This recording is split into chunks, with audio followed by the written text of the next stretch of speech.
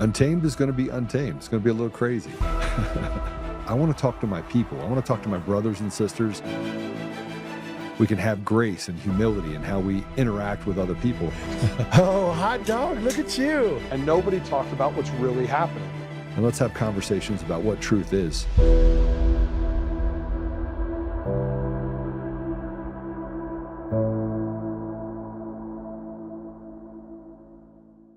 And so, are you married? I'm single. So you've never been married? Oh, I've been married. And when you, as a woman who emboldened, been raised the way you were raised, did you obey your husband? Oh, God, no. You did not obey him? You said, God, no. And why not? Why would I? Why doesn't he obey me? What? Why wouldn't he obey me? Why? You really think a woman should obey her husband? Right. It won't. The marriage won't work if he does. If she doesn't obey him. Oh, okay. Have you noticed that? No, I haven't noticed that because I don't live in 1950. Meaning what?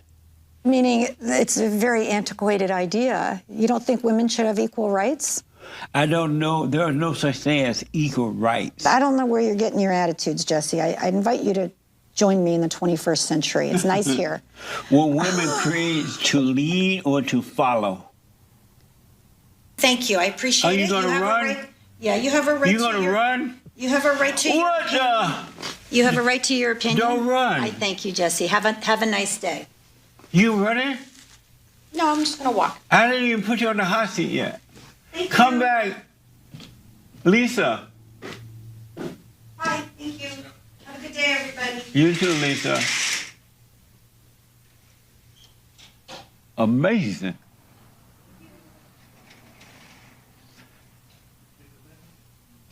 Lisa Bloom ran. She gone. If you see Lisa Bloom walking down the road, ask her why did she run? What the glory? Talk to your daughter. What the?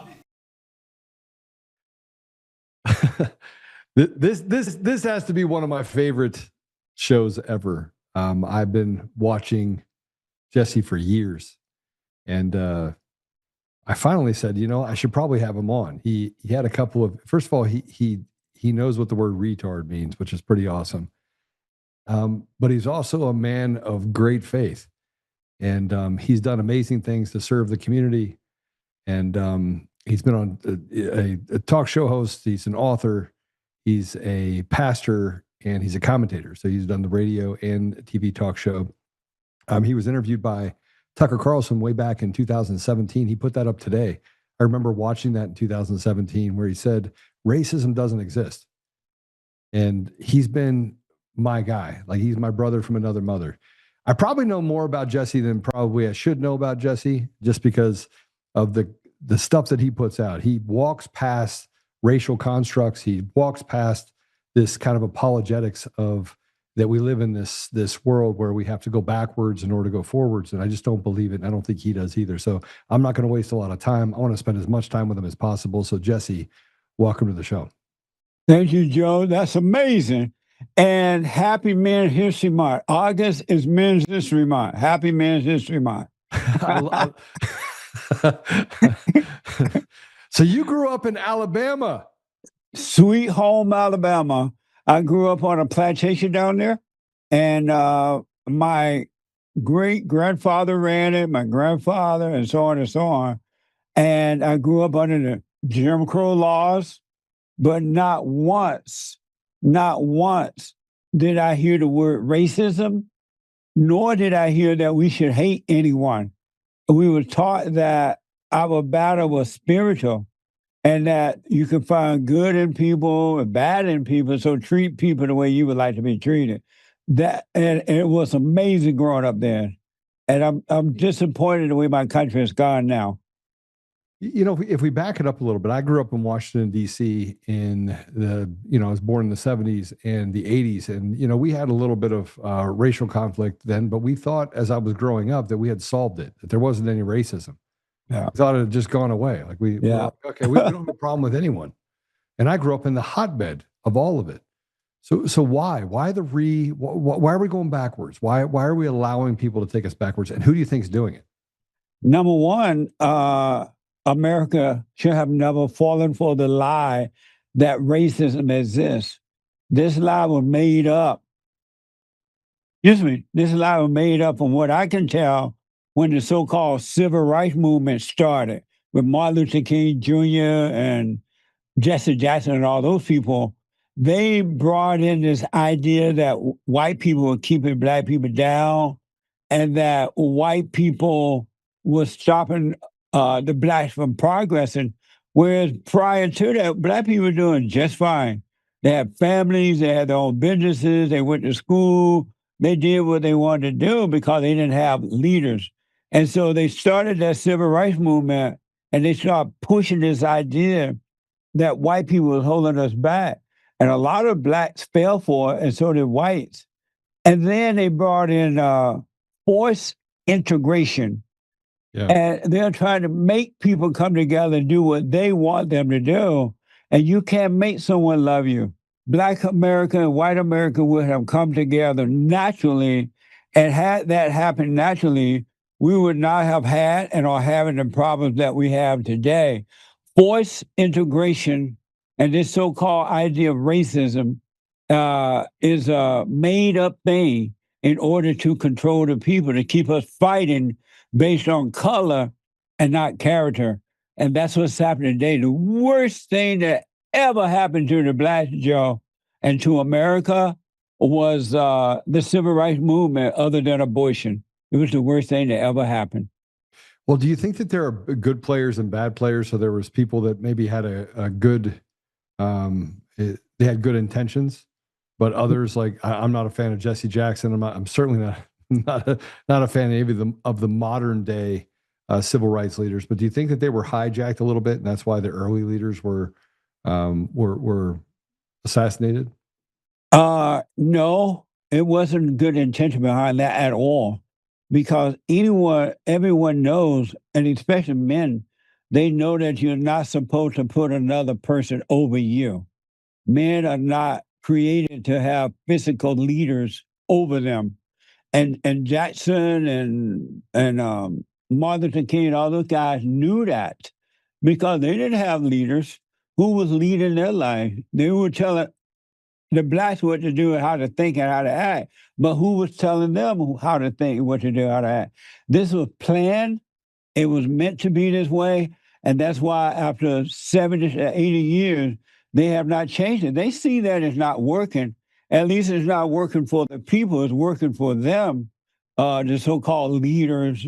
It's working for them because they're getting money and power, so-called power, while we're fighting one another. So it wasn't, they knew exactly what they were doing, and that's why they keep it going now. So let's go all the way back to Margaret Sanger, right? Yes. And you could start to see where the melding of generations, blacks and whites, were fighting on the same battlefield. They were, we fought to end slavery. Abraham Lincoln was a huge proponent of making sure we ended slavery. They assassinated him. I don't know who the they is. It depends on which side of the fence you're on. But then we moved forward and we started to see this melding. We started to see this kind of unity happening in the United States under this ethos or idea of what the country represented. Then along comes this person, Margaret Sanger, and others. I'll just talk about her for a minute, and creates a plan. Said, okay, we're going to do Planned Parenthood. So it's the opposite of Planned Parenthood. It's planned death. Yeah. Right? So they lie. They built this deal, this eugenics model to kill off Black people specifically. Yes. And in the 70s, we had leadership in our country that was complicit in that. We passed Roe versus Wade, which, by the way, was a fake case. If you go back and you review that case, now we see the genocide of 70 million babies. Nearly two-thirds of those were Black babies. It's genocide, and yet we're sitting here having the conversation, and we debate the ridiculous, which is one of the reasons why I love every time you get on, because you don't debate the ridiculous, you just call it ridiculous. I grew up knowing and being taught, but knowing that it was good versus evil. It's not all this noise that people make about the issue. Yeah. It's good versus evil. And you're right about Margaret Sanger. And when she first started the whole abortion thing, as you just said, it was to get rid of the blacks down in the South because the blacks were having children, having babies down there, too many babies, they say. And originally, I believe Martin Luther King and Jesse Jackson were against abortion. And so what Margaret Sanger did, she was like, well, who is the loudmouth preacher in the black folks, in the black community? And at that time, it was Martin Luther King Jr. And so she gave Martin Luther King Jr. the Margaret Sanger Awards. And from that point forward, the whole thing changed. They started being for it rather than against it. And it's just been all ego fulfillment ever since. And I remember a while back, we used to go down to the abortion mills here in LA on a Saturday, and we were trying to encourage the young women, the black women, to don't have an abortion. And it was shocking, man, to see 15-year-old, 16-year-old on having a abortion. They were like lined up like they were going to a barbecue place or something, and they were killing their children in the womb. And I was just stunned to see that happen. And their leadership did not care. No complaint, no problem. But if white people did something, had a fight with the blacks, all of a sudden they come riding in and they care about that. But they did not care about the killing of the unborn child. Why is it? Why is it there's this selective rage or, selective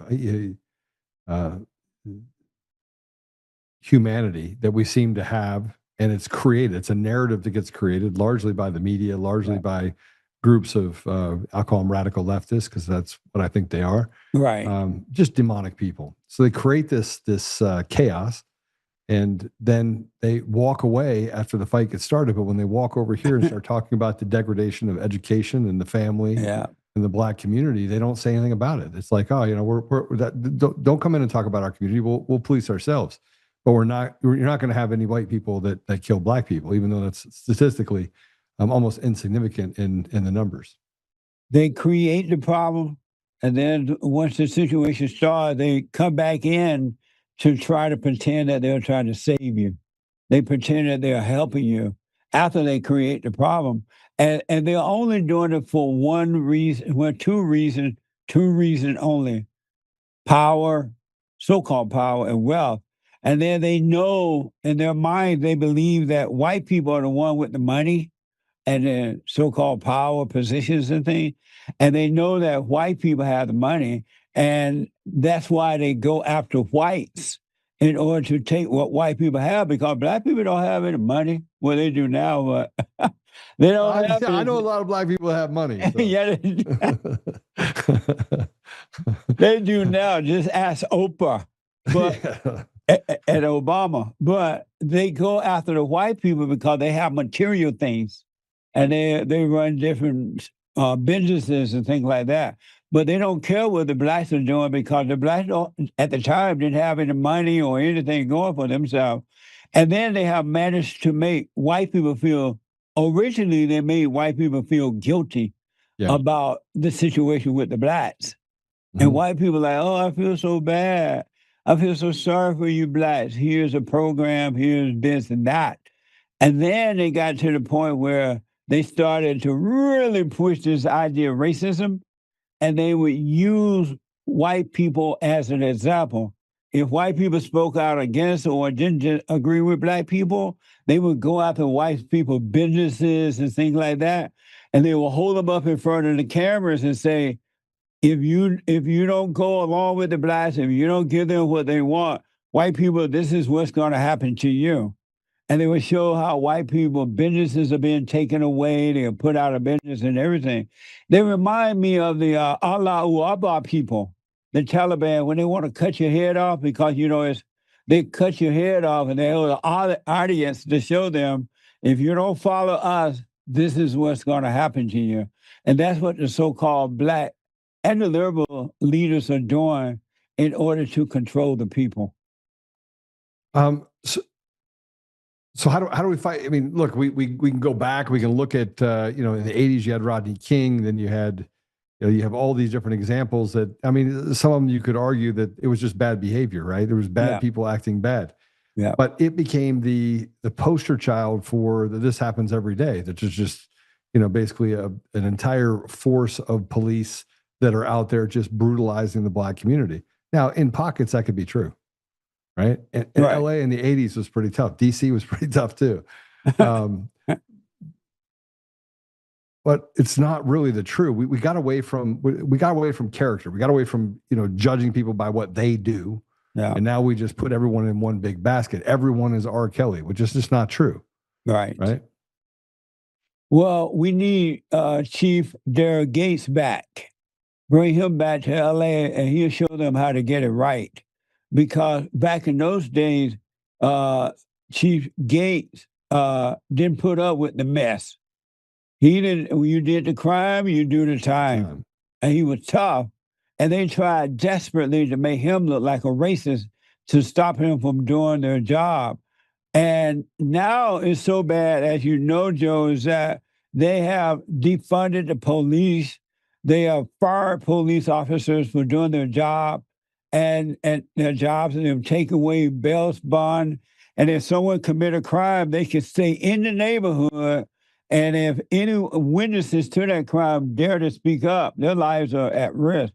And so they'll set it up where there is almost no way out. But there is a way out. You got to overcome fear. Anyone who has fear would never function well in life because human nature, human beings are evil until their hearts change from anger to love, from resentment to love. They are evil and they would do whatever they can to destroy you. And it's really, really bad in my country right now. And they got everybody fighting against the white man or white people, pretending that the white person or white people are the problems when they're really not. We got to stop fighting one another and vote out those people in government who are pushing this type of thing for a personal gain. But as long as we're fighting one another on both sides, all we're going to ever have are fights, and generation will continue to go by, die off, and next generation start, and the fights continue. We got to change the fight and get rid of the people that we have put into office. Otherwise, it's only going to get worse and not better. So you talk about an age-old problem that chaos favors the op, never favors the people. And there's obviously people behind this that want to have this conflict, that want us fighting at each other so they can actually, it's almost like a gladiatorial contest. They're like watching us fight while they eat, grapes sitting on the stands. And by the way, the problem is not just the Democrats. We have Republicans that have betrayed us over and over and over again, which one of the things that I've been talking about for at least the last 6 years, was the fact that we have fraudulent elections. They're worse where you are in LA. Yeah. Yeah. Say that again. You just had a mayoral race, right? And we saw as Spencer Pratt's numbers flipped and a no-name came in and got the nod for the runoff election. That was the darndest thing I ever seen. You go to bed at night on the night of election knowing that, what's his name? Pratt, yeah. Pratt, yeah. That he had a major chance to win. And you wake up the next morning, they said somebody out of nowhere, no one cared about. I doubt if anyone voted for. Nobody even knew her name. They're like, wait, what? Who is this person? Right. Yeah. And all of a sudden, she is in there. I'm like, So I don't know what we're going to do in November when the election really happens, because you cannot trust at all the voting system, because it is not working for the people. It's working to get the people in that they want. I can't even believe that Karen Bass, this female, has nothing going on for herself. Zero. No. All she does is pretend that she's helping the homeless while crime is out of control. Homelessness is still out of control. Everything is bad. And they voted her back in. I could not believe that. The people get what they deserve. Yeah, this is where, I think that the reason why they keep people apart is, and I'll just say it. Look, I've spent the last 6 years fighting this election fraud deal. I'm a system architect. Right? I have a couple tech companies. The podcast I do so I can keep people really fired up under taking back control of their lives. But the machines they're bunk. I mean, the mail-in ballots it's gas to the machine. They've manufactured the ability to steal any election they want, from a county commissioner all the way up to the president of the United States. Yeah. We can see it. I mean, it's not like we're not stupid people, right? We can see it. We're like, we see what you're doing, but they act like they don't know that we can see it. And they just don't care. This last election that we had, I personally went to vote, and I didn't have an ID with me. Well, I had my ID, and I asked the lady at the table, you want to see my ID? She's like, no, baby, we don't need to see your ID. I'm like, but how do you know that I'm who I say I am? Oh, no, what's your address? And they asked for an address, and several people I know did that, and the people didn't even want to see the IDs at all. Well, so I think we should be able to walk into the bank and say that our name is Mark Zuckerberg, and we'd like to make a withdrawal for $2 million. I'm telling you, man. What a mess, huh? To buy a beer, got to have an ID. Absolutely. Car, got to have everything. You have to have an ID. So, Joe, do you believe we can change that or no, the voting thing? You know, we had the Save America Act, but who betrayed us there? John Thune, Mike Johnson. I mean, the same people that, say that they're here to help. I mean, we had the House, the Senate, and the presidency, and yet it's been anonymity for the last 2.5 years. I mean, they're basically betraying us. 85% of the people want to put to rest what's happening with the election systems, right? Yeah. But the people that are in positions of power got put there by fraudulent means. So why would they want to change a system that puts the weakest and the most ineffective people in positions of leadership? I mean, they are, what we're dealing with right now, in my opinion, is some of the weakest, most pathetic people in leadership at every level, including the judiciary, including the, what we're seeing happen in the bureaucracy. And they want to keep themselves in power. They want to keep themselves eating while the American people suffer. Right. So absolutely. I think we can solve it, but it's going to take force. And look, I say force all the time. People go, oh, you're calling for violence. I was like, listen, we can have one of two ways that we get this done. We can have force, which is basically applied force, and it might take a couple pushes and shoves to get it done, or we can have war. But the way that things are going right now with the American people, we're not eating. Our debt's at $39 trillion. They've created race wars and now ethnicity wars. Yeah. We're fighting each other, Muslims, Christians, and Jews. It's like they took an ant farm and they just shook it in the middle of Lebanon, the 1970s, and here we are now. Everybody hates everybody. Yeah, they and in all honesty, I at one time when I was 18 or so, I was a Democrat. I moved here and I voted as a Democrat. Say it's not true. Say it's not true. I was black. I didn't know any better. I did not know any better. I believed the lie that, the Democrats love the black people, right? And then I did, after a little time went by, and I did some research on the Democratic Party, and I realized the Democrats don't care about blacks at all. No. We've been lied to. And so I read the Republican platform, and they were about country, individuality, God, and those things, right? So I switched party. But now I have to tell you, Joe, if it wasn't for Donald Trump, the great white hope, I would not have anything to do with the Republican Party at all. The only person that keep me involved in voting for the Republican, and then I vote for Donald Trump, but it's only because of Trump. Because the Republican Party, in all honesty, is no different than the Democratic Party. It's the same party. Uniparty. Yeah. What a mess, huh? So what? Oh, hey, we have Jesus though, brother. So we're good. Yeah, we need Jesus. We need him now. And I believe that we're in that final stage. I don't believe in the rapture deal that we're all the way there, but I think that God's given us a choice. He's like, I can wipe it out, or you guys can fix it. I'm gonna let you step out there. It's a test. Are you willing to fix it? Are you willing to be courageous enough to stand out and call evil evil and push it back into the hole it came from? Yeah. And we just have to find men that can stand together. I was about to say, and you're right about that. If we could find 10 men, 20 would be nice, but 10 that will overcome fear and to hell with what the world think about them, let them call them whatever they want, and get up and stand up for what is right, we can change this country overnight. But they have put fear in men of all races, really.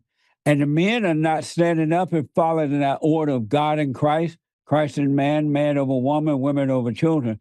The men are not standing up, and the men are intentionally being attacked because they represent God, even though some of them, turn away from God, but they represent God, and men are hated because evil can't get to God, so he goes to his sons, and evil try to destroy his son.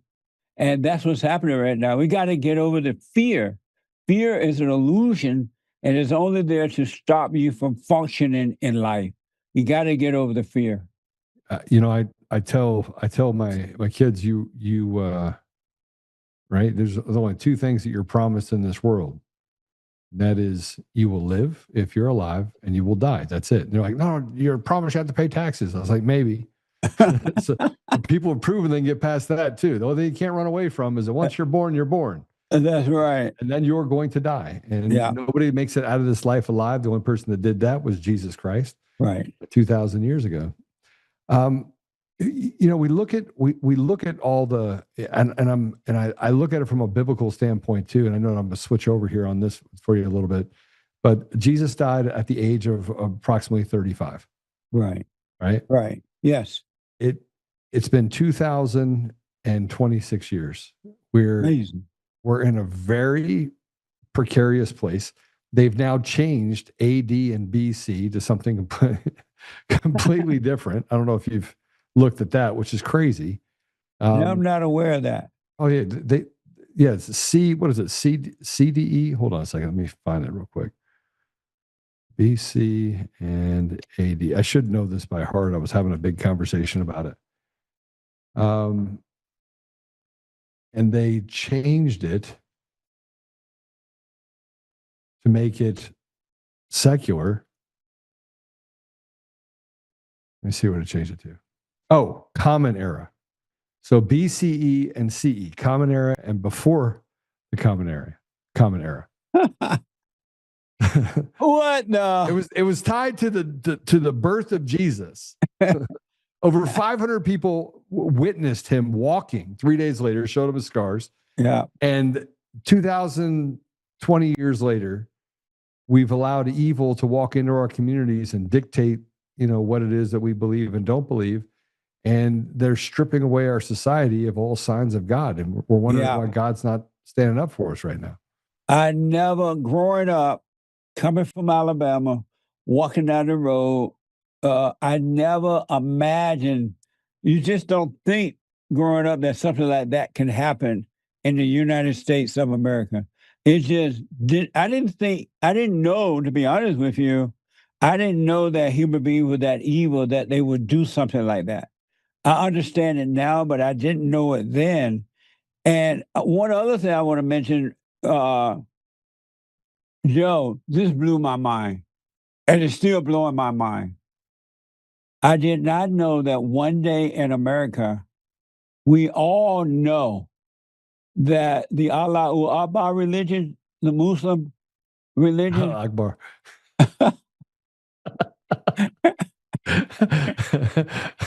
Hijab Bob religion. Okay, keep going. I did not know, and we all know, I grew up knowing this. We all know that they see America as the big Satan, the great Satan, and they see Israel as a small Satan. And they've always been saying, even in their little Quran book, you can deceive the infidels, you can befriend them, you do lie to them, whatever you want, in order to conquer them, right? And they see us as the big Satan. I did not know that America would one day vote in Allahu Akbar people in our government. And like this guy Mondami over there in New York, and Jesse, they didn't though.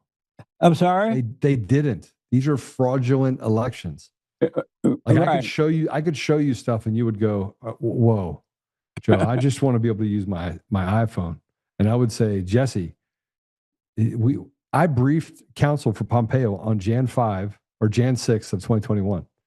I was at the State Department briefing Pompeo's counsel. He snuck out the back door. I predicted the outcome of the Jan 5, 2021 Senate runoff race in Georgia. I knew exactly what the percentages would be, what would happen. Systems would have to come down, they have to come back up. I told him exactly what was going to happen. The Republicans would be winning. All of a sudden, it would flip when the systems went down, and boom, both Democrats are going to win. I met with a bunch of people from the State Department. I met with NSA, the DHS, all of them. And they're like, "Well, how do you know?" And I was like, "Just watch." And I was right. Amazing. That's amazing, man. And yet we have mountains of evidence, and no one does. They do nothing. They do nothing with it. Nothing. Do you know if it's true that over in New York, educated white females voted for Mondami? No, that didn't happen. Didn't happen. It did not happen. No. Really? 40% of the vote 40% minimum of the vote in New York, fraudulent. They can't even the Board of Elections in New York can't come to a conclusion that Mondami won. That's amazing. So what are we doing here? I know. If we don't get the voting thing working properly, I don't know how we're going to get out of this mess, because they're putting all kinds of people who are against America in our government. Yeah. And once they get into government, they can make all kind of laws that they want. Judges? Right. They can do what they want to destroy us.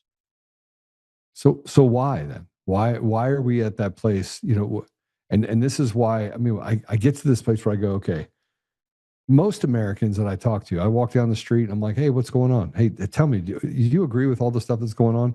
People have varying opinions because they have varying access to information, and they get all their information in a 45-minute or 45-second, tweet. Yeah. Yeah, you're right. But most people, when you start talking to them about that's happening around them, like, "Are your taxes too high?" They're like, "My taxes are too damn high." I'm like, okay. There's a lot of things that we can actually agree on. Yeah. Right? Most people are not retarded. Right. But when you have social media that is filled with bots, and they can basically manufacture out of nowhere conversations that don't exist and make it normalized, like cutting off body parts and calling a boy a girl, then you're at a disadvantage, because most good people also don't want to talk about the ridiculous. They're like, I know. Leave me out of the conversation. Yeah. I can't believe we're having a conversation. These people are having what they think is a real conversation about what is a male and what is a female. How do you have that type of conversation and think? I mean, how do you have that in public and expect people to just say, "Oh yeah, you're right. That's not a boy. That's not a girl. This is it." It just, how do you have that kind of conversation and sleep at night? How did we get to a place where cosplaying turned into real life, that you can literally just change yourself into whatever you want, and that we would actually let them do it to our children, which is even worse. Yeah. Like, we're letting them actually do weird stuff to our children. Yeah. Well, parents don't even protect their own children nowadays. And one of the reasons they don't, one reason is that if they love their children, they would not even send them to these schools, knowing that all this mess is going on. They will make whatever sacrifices they needed to make to not send their children, especially to a public school, number one. And then secondly, they're afraid to say no, because they don't want to be called racist. They don't want to be called names. They literally take the name calling serious. And so they're afraid to be, you took your child out of the school because you're homophobic or transphobic and all that, man. They prefer to pretend they're being liked than to protect their own children. And so they let these people do this to their children. Look, I've been called everything in the book. Yeah. Everything. I mean, they've called me everything. None of it's true, but they use dog whistles and they use it regularly. I mean, they'll call a black man a racist, Uncle Tom. Yeah, the N-word. Yeah, and not have any, and not say anything about it. It's okay. It's okay because he's not on my side. That's why if you love what's right with all your heart, soul, and might, you should not give one thought to what some people say about you or call you, because they're only calling you names because they're evil and they want what they want and they're trying to stop you. But if you take any concern about what someone call you, you're not going to be able to function in this life. You won't be able to do anything because you're worried about what people say about you or what they call you. Christ did not give one iota of a thought about what people thought or said about him. He was here to do a job. He did his job. He brought the message. He told us how to get back to the Father. And the people that wanted to control the people hated Christ for doing that. And that's why they took him out, because they didn't want him to wake up the people. They want to control over the people, so they took him out. But Christ never thought about, oh, Lord, I feel so bad. They call me names. They're against me. Lord, I can't handle the name calling. My ego hurts so bad. Why, Lord? And he didn't think about that. So men and women, but men of God who truly love what's right, cannot give 1 second of a thought as to what someone called them, because that will stop you if you worry about that. You should not even think about it, and then no one can stop you. Well, I got to tell you, I could care less what anybody says about me. And I think that bothers a lot of people, including my wife, because then she's like, maybe you should push the pause button. I go, I can't. I don't know how to. I'm not going to leave this life with my children having a worse opportunity, my grandchildren having a worse opportunity, my future generations than what I had. Right? Yeah. Absolutely. We need more men like you. They don't make them anymore. We're starting to find our tribe, bro. We're starting to find it. We're starting to find this. You started an organization called Bond in LA. Yeah. Right? Yeah. So tell us about that, because I mean, this is a spiritual kind of revival that's happening right. It's not kind of, it is a spiritual revival happening right now. And we've got to find a way to kind of bring them, make them magnets for good men that have courage. Well, we just celebrated our 9th year of White History Month. July was White History Month. No, I watched your video. July just feels white.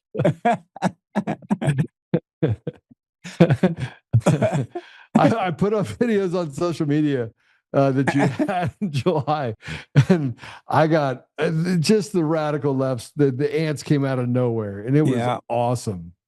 But we started my nonprofit Bond, the Brotherhood Organization of a New Destiny, 37 years ago. And the reason we started, because when I woke up and I realized we were being used by the so-called black leadership, black people, and the Democratic Party and all that, and a lot of blacks who were very angry, and they still are, I wanted them to know that it's not racism that's holding them back. The white man is not their problem, that it's the anger. They got to overcome the anger. They got to forgive their mothers for turning them away from their fathers, and they have to forgive their fathers for not protecting them from the mothers. And then to get rid of all of their leaders, you should only have God over you. God in Christ, Christ in man, man over woman. And so we wanted to get the message out to the blacks that their problem starts at home. White people had nothing to do with it. And Jesse Jackson and others are using them for personal gain. And so we started that, and the message was so powerful or interesting that I started to appear on Phil Donahue, Geraldo, and different shows. And so the word started to get out. And then I started hearing from white people and Mexicans and everybody. They're like, look, we have the same problem at home. We don't have, our father is not there for us, or he's not protecting us. We have this anger. and they want to be a part of it. So we open it up to all people, men and women now, but all people, because the problem is a spiritual battle. And now we tutor with men and women around the world by phone, Skypes, or walking in-house. We have a daily radio show. I have the fallerstate.tv. We help men find jobs or start businesses. As I just said, we have White History Month in July because we want, if it wasn't for white men, there would be no America. White men founded and created, with the help of God, the greatest country on the planet. And it doesn't make sense that other white people are just allowing these people to come in and destroy what they have built. And so we're trying to wake up white men and white women to that. Now we have Men's History Month. We tutor, we counsel, just a whole bunch of things. But a lot of guys have started their own business or have gotten up and found jobs. But most importantly, they drop the anger by forgiving their mothers for turning them away from the fathers and the father for not protecting them. And once they overcome their anger, because salvation is of the heart, Christ said to love God with all your heart, soul, and might, and to love your enemy. Don't hate. And when you don't hate, greater is he that's in you than he that's in the world. Nothing can stop you.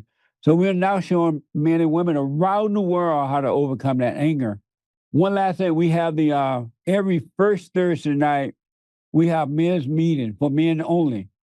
And on the third Thursday night of the month, for ladies only, and then Sunday morning meetings. And we are heard around the world. You can go to rebuildingtheman.com, rebuildingtheman.com, or JLP Talk. Am I right, Nick?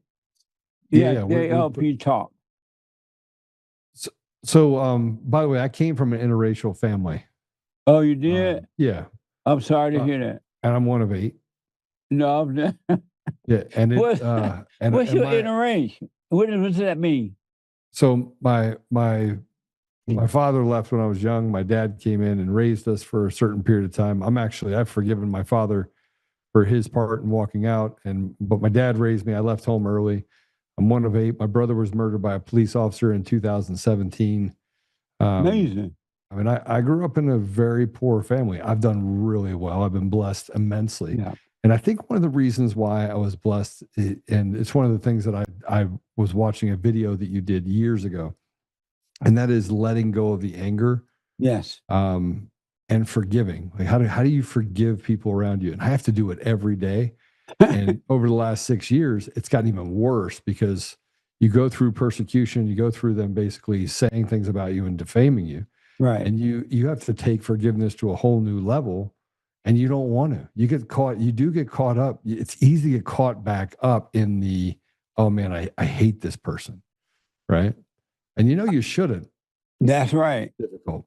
There is never, ever, ever, ever, ever, but never, never, never, ever, for any reason, a reason to be angry. Anyone who is angry is separated from God. Anger is not the nature of God. God's nature is love. Love your enemy. Love God first and love your enemy. And if you want to completely overcome anger and never have to deal with it again, where it's completely taken away from you, you got to forgive your mother. Your mother has recreated you in her image. She was angry. Her mother made her angry. And she did the best she could, but she couldn't help it because she had not overcome the anger herself. And as a child, she imposed that on you without you realizing what was going on. And so you become like what you hate. I'm sorry? How'd you know that about me? It happens to every boy and girl. You just said it to me and I was like, oh, that hurt. Oh. Yeah. I promise you, Joe, forgive your mother. Hey, mother, I'm sorry for resenting you. I become like you. And I realize now that you did your best, and I'm wrong for holding it against you. And don't ask her for forgiveness because mothers don't forgive. But when no human beings don't forgive, we apologize for being angry, for judging, And Yeah. God will forgive us as we forgive others. Go to your mother, forgive her, and whether she cry, because you know when she cries, she's lying, right? But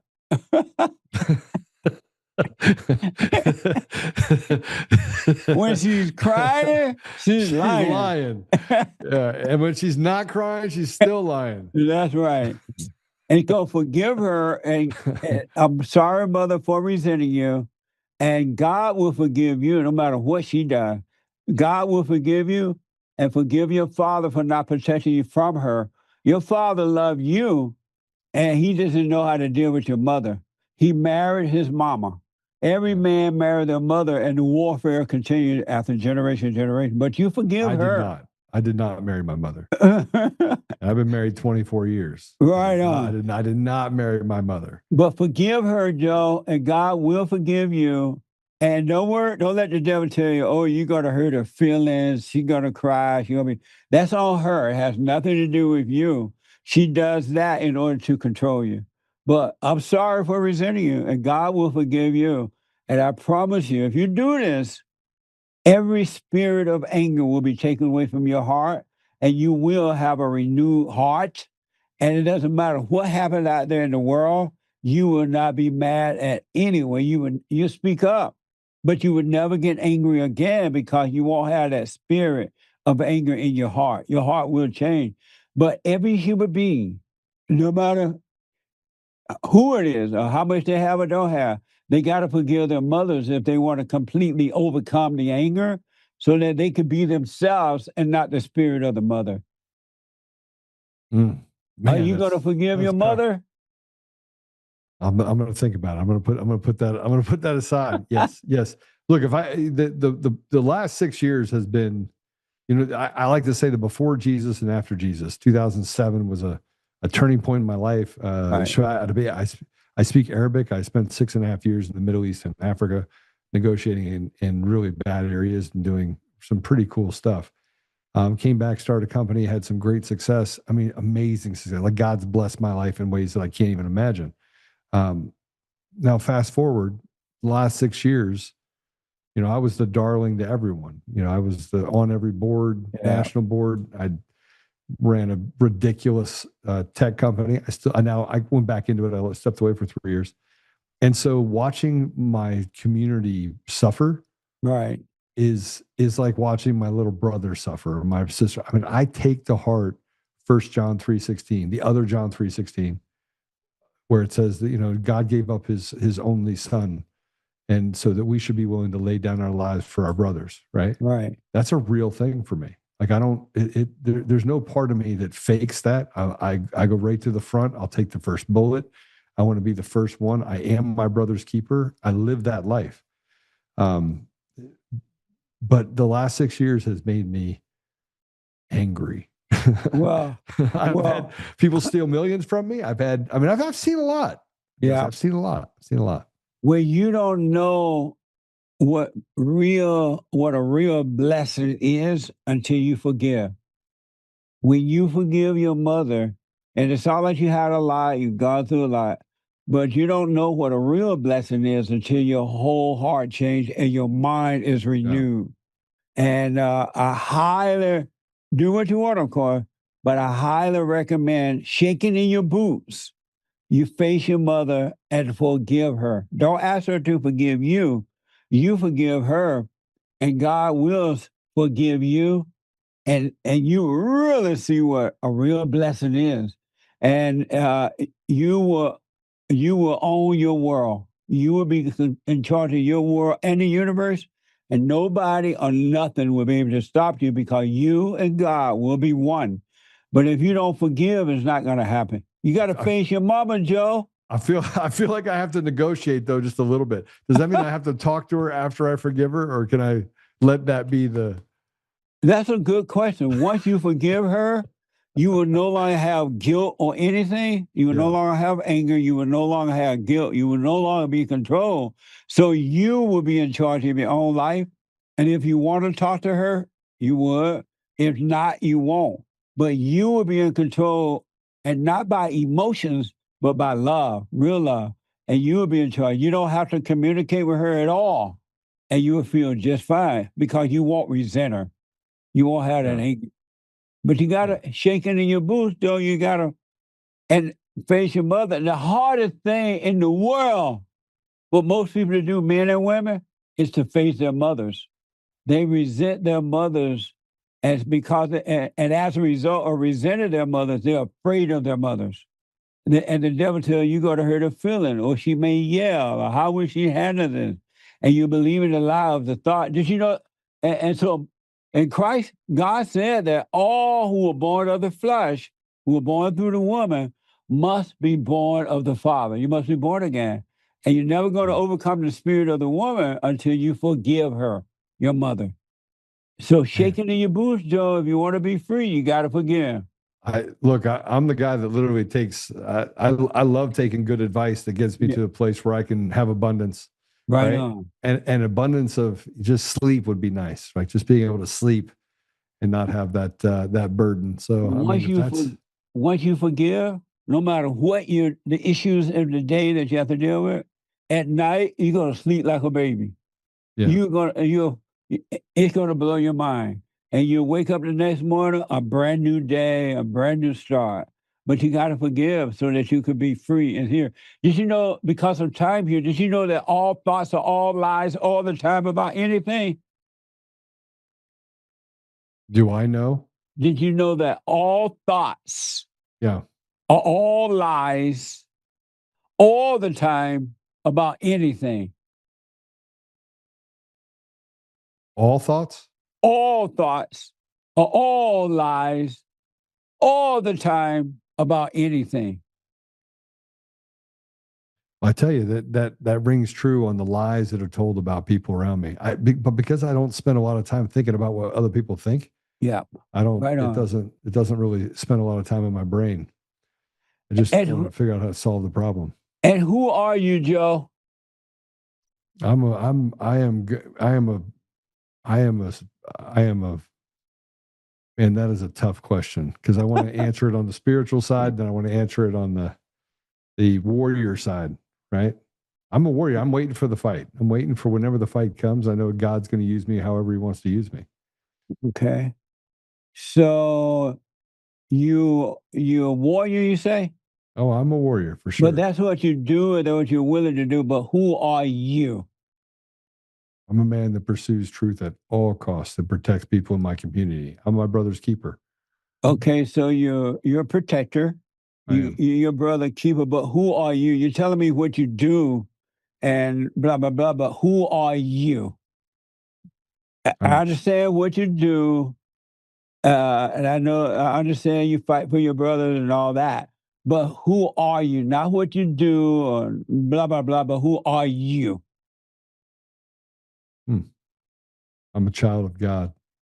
That's who you belong to, but who are you? I don't know. I mean, that's a good question. Who am I?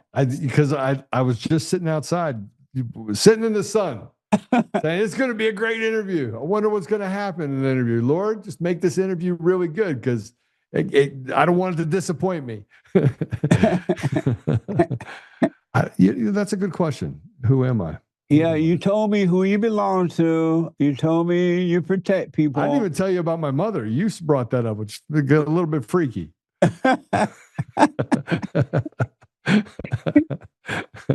And you told me, what you do and all that, but you didn't tell me who you are.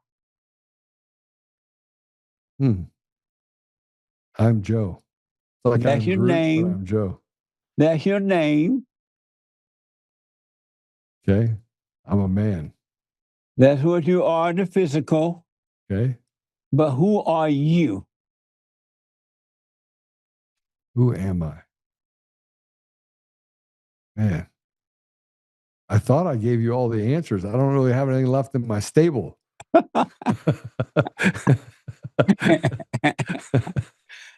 Because of time, I want to tell you. Yeah. When you discover who you're not, the real you will start to remember who you are. And I want you to know, and if you start really paying attention, you'll remember who you are. You forgot who you are when you were traumatized by your mother, you became angry. As a kid, you knew who you were, and you knew God, and you knew who you were. But when you were traumatized, as all of us, every human being, when they're traumatized by their mothers, by becoming angry, they forget who they are, and they take on a false identity. I want you to know, Joe, you're not your name, you're not your past, you're not your future, you're not what you do, you're not what you have done, you're not your thoughts, you're not your body, you're not your emotions. When you discover those things, the real you will appear, when you can clearly see who you're not. You got to pay attention to that. Mm. You're not what you do or what you have done. You're not what others think about you or what you think about them. I'm You're not none of gay. those things. What? I said I'm not gay. You're not gay. You're none of those things. John, you say I gotta run because I got an appointment right. here, but you say that you were raised. You say you interracial or something? Yeah, yeah. What are Yeah. you? I was raised in an interracial family, black and white. Really? Yeah. So you had Whole a family black tree. stepfather or something? Yeah, I don't know if he'd call us that, but yeah. Oh, okay. So Yeah. you know black people then. Well, yeah, You may not know who you are, but you know black people. very well.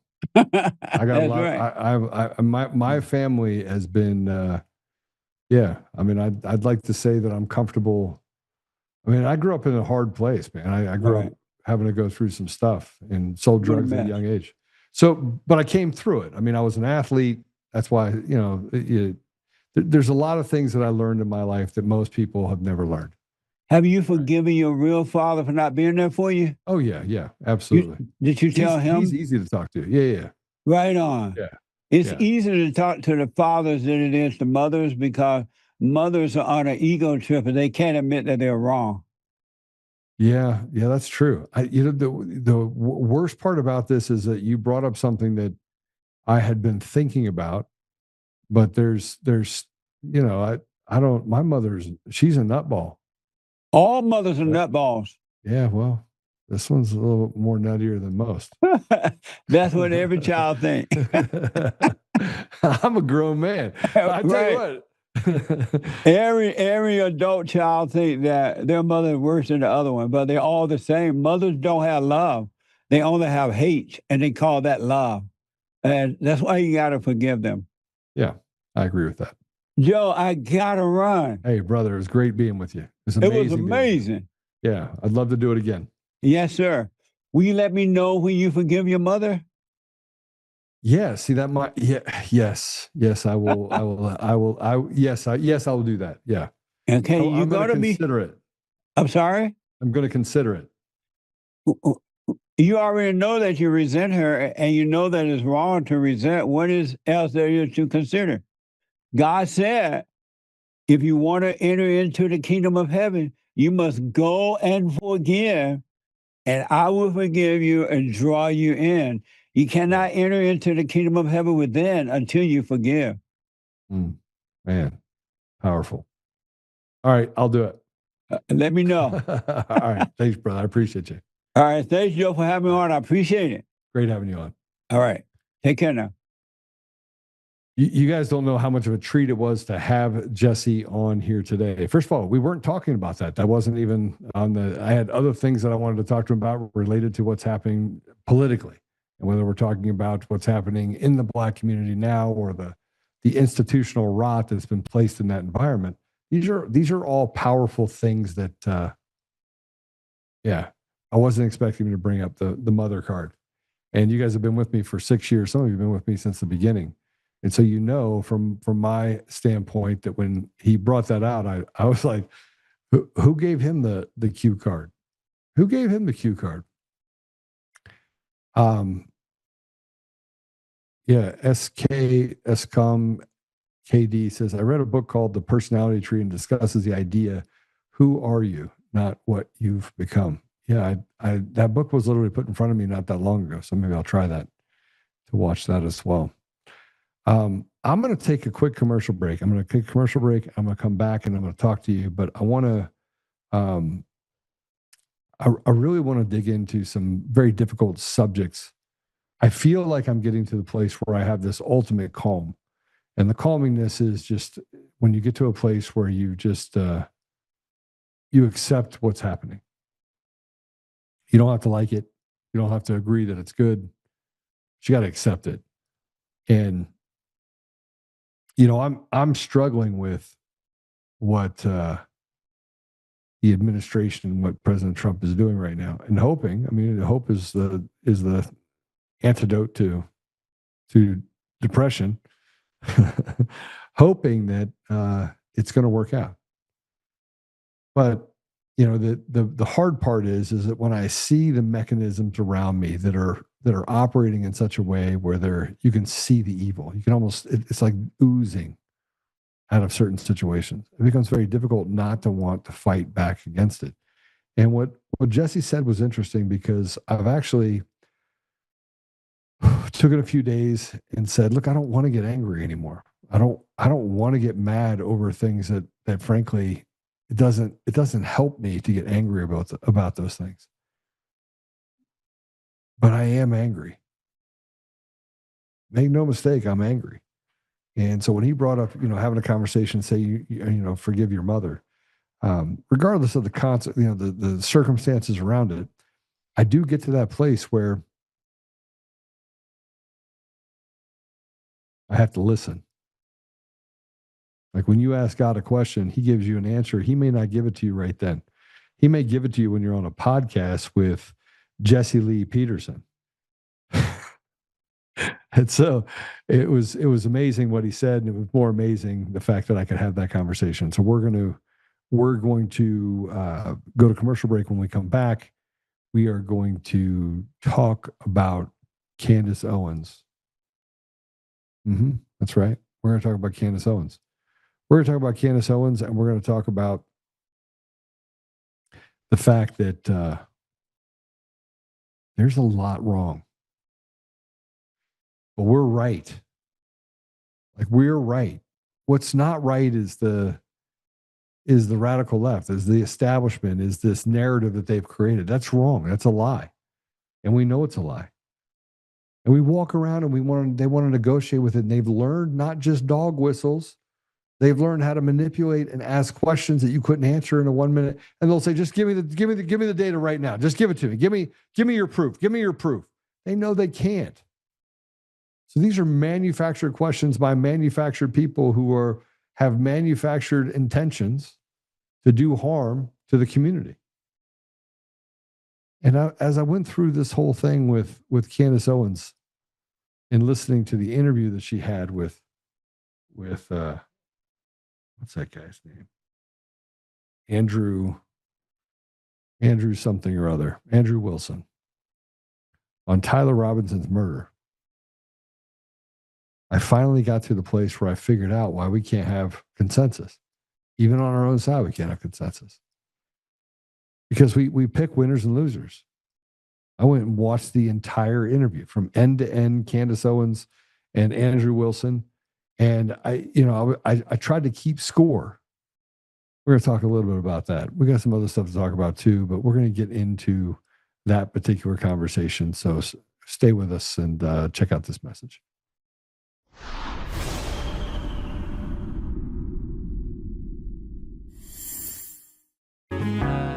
Oh, hi. I almost didn't see you there. Welcome to DCF Buns, where you can find the freshest buns in town, if I do say so myself. Oh, our master bakers teach class every week. So whether you're new to baking or trying to improve your culinary skills, we got you covered. And we can help you bake the cake of your dreams. We'll even clean your cake if you want. And if you don't want to bake anything yourself, we have loads of fresh buns available in a variety of shapes and sizes. Check us out at dcfbuns.com to learn more. DCF Buns, we keep the buns hot and the deals hotter. Buns. In every thread, in every stitch, Honor-Bound USA weaves the fabric of the American spirit. It's not just apparel, it's a testament to God, family, and country. At Honor-Bound USA, we're a family of patriots who put our faith, family, and America first. When you visit our website, you'll find a line of products that embody our commitment to pray, stand, speak, and act. As the official site for the Untamed podcast, All of our products proclaim speaking the truth with courage. We also have the powerful documentary from Professor David Clements, Let My People Go. Identify yourself as one of the few who are willing to stand for what they believe in. Join the Honor-Bound USA family today. Wear it as a badge of honor, commitment to the values that shape us, and a pledge to the bright future we will build together. Because when you're honor-bound, you're not just wearing a brand, you're embodying a lifestyle.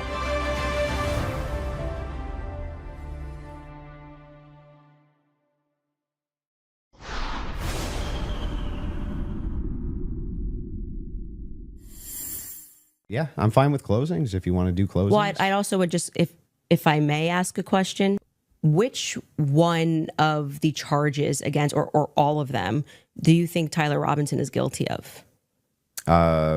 The specific charge? Yeah. Yeah, so what I think is that Tyler Robinson shot Charlie Kirk. Yeah, but of the 7 charges that he's being charged. Yeah, can we list them real quick? I'll tell you exactly which ones. We'll pull them up. Well, do you know any of the charges that he's up for right now? Yeah, of course. But I want to make name sure that we one? have them listed. Yeah, but like can you name one? Because my general perspective is that you don't actually care about this case. You're not following Is that the case. it? That's the Yeah. question. You're Yeah, just not following it enough. It seems pretty, like, if you're going to engage and you're going to say the evidence is overwhelming that Tyler Robinson is guilty, I just think that you should, like, All right. can you tell me one Then let's do the charge counter. that he's... You can really, this is a great gotcha. No. You just got to ask me, play Yeah. clips out of context, Yeah. put me in the hot seat. So please just answer the This question. is fair. Can Name you all name 7 since you've been following the case. Okay, sure. Go ahead. You name one. Yeah, you named all 7. I'm happy to do that, but can you name one? I think he's been charged with murder. That's actually incorrect. Okay, great. Now name all 7. He doesn't even. This is like. Name all 7. And I. Can you I name think all 7? I can. Then do it. The first charge is aggravated murder because that's what carries Okay. a death sentence So in the murder. state of Utah. No, Next. that's not. That is literally not murder. Okay. The second charge is the felony discharge of a weapon. The next 2 charges are for obstruction of justice. Okay. The next 2 charges are for witness tampering, and the What's final the specific charges though? that is them: obstruction of justice, Both of obstruction those- of justice, witness tampering, witness tampering. Okay, and there's no other specifics to them. Well, I can tell you why he's being No, charged no, with no. it. Just the charges and then 7. Yeah, see, the bad thing is when you try to be an a-hole and it doesn't work. What's the 7th? The last charge is violence in front of a minor. Okay, got it. I think your team would like to pull up the 7 charges that he just asked you about. If you Sure. guys want to pull that up just to confirm. for Aggravated murder, felony discharge of a firearm, obstruction of justice, which is counts 3 and 4, 5 and 6, tampering with a witness, and No, count 7, violent I said offense in the presence of a in front of minor. a child. I did notice something. I just was curious about. If I'm just wondering, when you pulled out your phone just before you asked that question, did somebody by chance text you that question? You can check my phone. I'm just curious. No, you can absolutely not. I have not had one communication with a single person, not even my producers who are in there this whole time we were here. You want to check my phone? I'm happy to take it. Let's see it. if anyone was texted at all during this debate. You give me permission. You so I'm have looking full up, I'm not gonna permission to give go through my names. phone. I don't need to So cheat. the last one has nothing to do with it. It's just a compliment. I haven't even read my text messages. That's so a compliment. He's reading them. You're okay. You'll give me permission. Yes. I'm just going to read 3 of them Yes. to 1132 because after that, I don't need to read it. Any other texts? Could have been Telegram. Could have been something. All like I that. have is Signal. You can check that too. I only have Signal. I don't need to I Okay. deeply care about this case. I don't need to I pretend get to it. know If you stuff that deeply I care don't about know. the case, I Yeah. just, I have my other question is about the steakhouse receipt.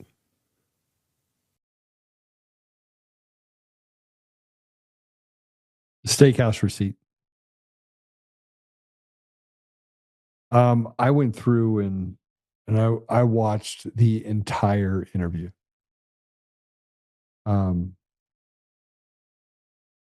Something's happened over the last 30 days that made me just like start digging in and looking at things a little differently.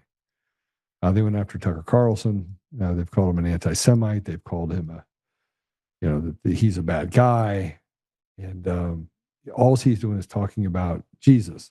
And I go back in time, and I'm not saying that Tucker Carlson is Jesus, and I'm not saying that at all, but he just talks about Jesus. And, he's been an honorable man his entire career. This is a guy that got accosted by a radical leftist at a park in New York City. He was there fishing. Perfectly legal. This guy comes out of just asks him what he's doing, and he's fishing. Literally fishing. And normally a man would stand up and say, some choice words to the guy, but not Tucker. No, he's as calm as can be. And so as I started looking at all the stuff related to Candace Owens, and it's not uncommon for me to be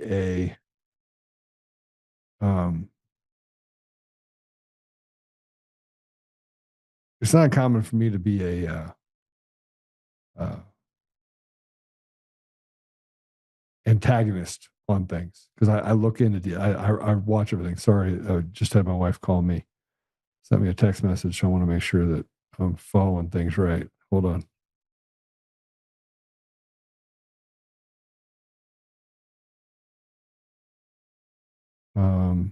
Make sure I understand this right here. Okay. All right. Everything's fine. That's good. But I will put something up that's related to Candace. Everyone's like, oh, she's crazy. And I was like, all right. She became crazy because her friend Charlie Kirk died. Now, at the same time, I don't agree with what she says about Erica Kirk. I pray it's not true.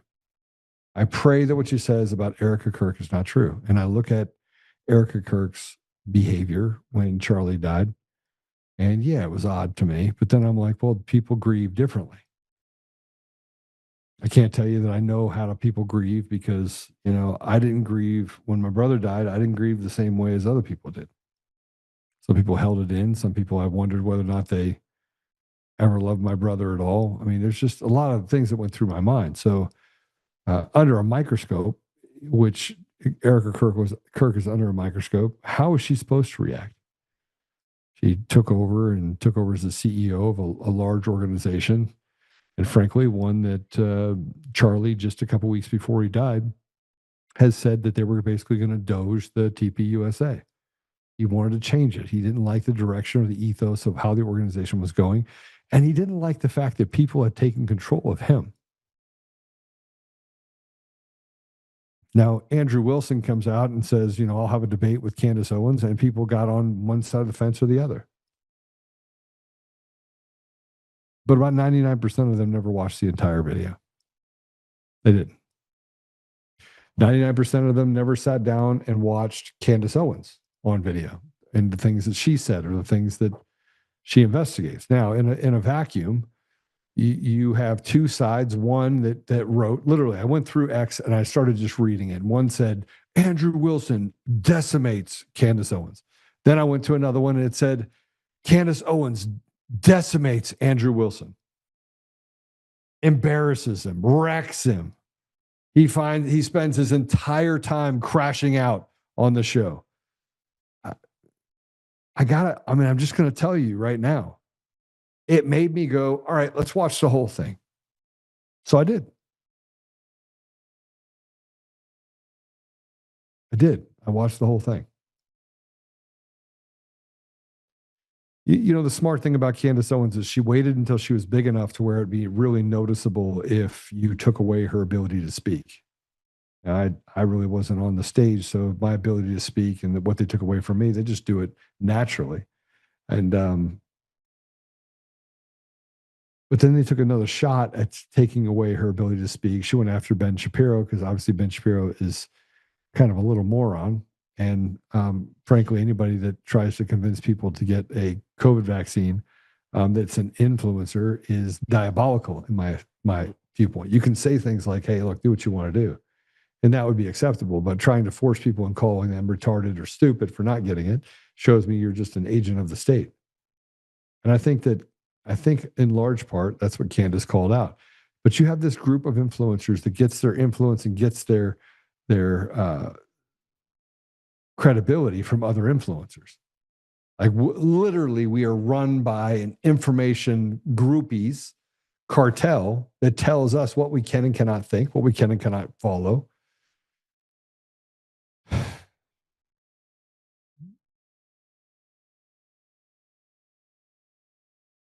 But Andrew had never gone through the case.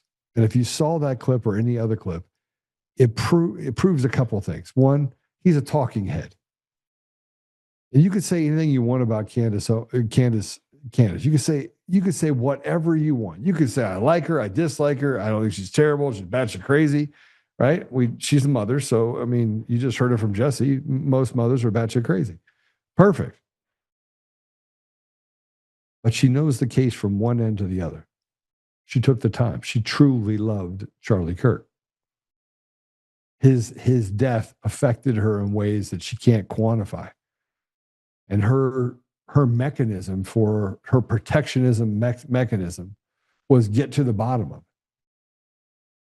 it. And we find ourselves every day talking about things that don't make sense. And I don't believe in coincidences. Coincidences are not true.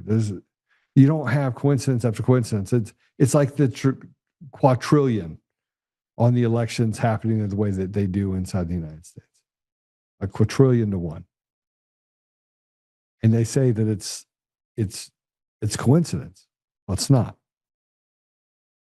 So I got some clips from both sides, and I wanted to play them. And both sides claim victory. Now, I'm just going to tell you what I think you should do, and I think you should go back and watch the entire interview. So whatever the guy's name is, JPB or whatever the guy, by the way, 3 years ago, he wasn't even on the scene. They like manufactured, they literally built his persona over the last 3 to 5 years. I didn't know who he was. Now he's moderating. They all literally give themselves credibility. They sign up for this CAA. Just watch this. This is Andrew Wilson claims never before seen messages of Charlie Kirk that Candace had. Play it. There is, however, tons of evidence that a leftist killed Charlie Kirk, just as Charlie feared they would. I believe Charlie Kirk, and I have the receipts. No, I didn't have a dream where he came to me and told me that the left killed him. No, he didn't come to me a dream and say, Candace Owens betrayed him. That never happened. In fact, I don't need dreams of any kind because I hold in my possession never before seen messages from Charlie Kirk to his security team on September 9th, 2025. I'm going to share the message with you today, which is the first time this information's ever been publicly revealed. On September 9th, Charlie's security team wrote to him, yes, law enforcement has been fully supportive and agreed to a security plan and posture. Tomorrow's event will be covered by both my team and the campus PD. If additional support is required, patrol units will be available. I have 11 on site. Charlie responded with this, okay, great. Remind them that they are there for one person's security only, because I'm somewhat worried the left is trying to kill me. That was a message sent September 9th. Whatever could he have meant by that? Well, I think he meant exactly what he said, that he was worried the left was going to try to kill him.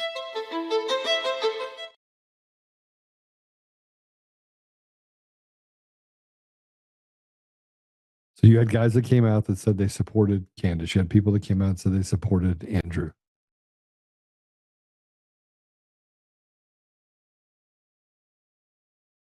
Then you had Turning Point USA that we saw this. Candace put this up that talks about Turning Point USA claims their horse. Like we didn't already know. And that was the video we just talked about.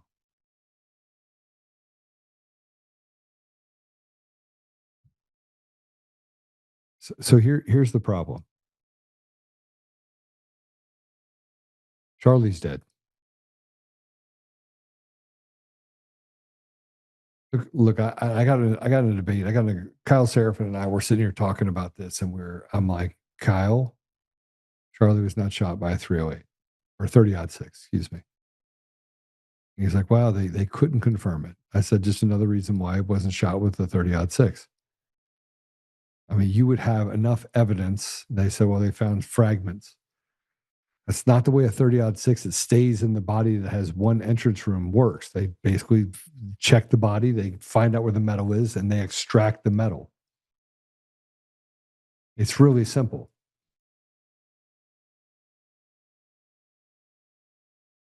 Charlie's dead, and there's a lot of circumstances surrounding the entire event where there was a man that stood up in the back.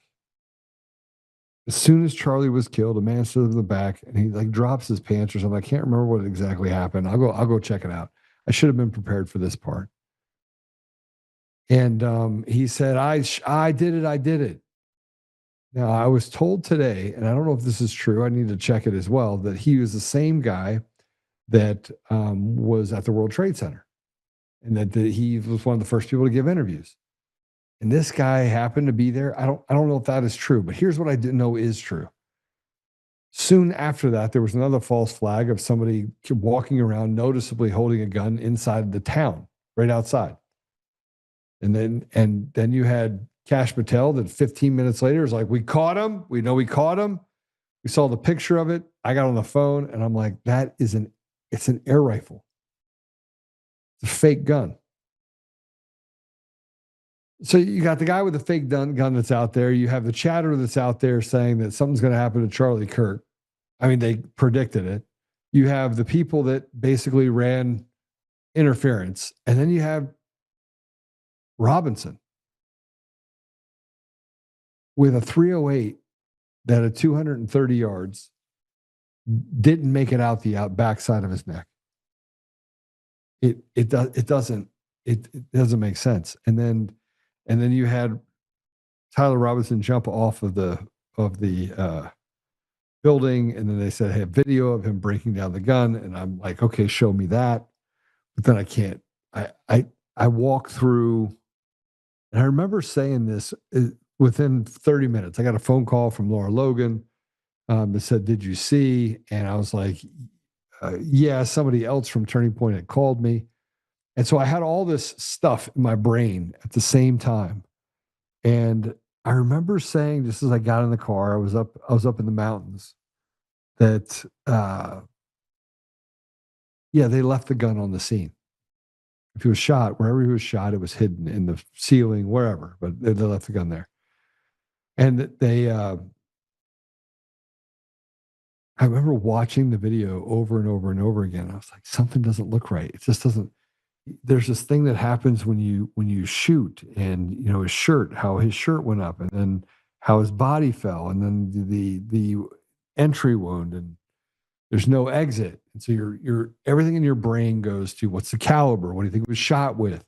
And then you listen to the sound of the shot that's fired, and you listen to it with different elements. I went through the whole thing. And by the way, I never ever got on this podcast and talked about the Charlie Kirk thing. I just didn't. I didn't talk about Erica Kirk or anything else, because here's what I know is that she has 2 children. I don't believe that she's involved. But we have thousands of influencers all over Facebook and X and everything else that have an opinion.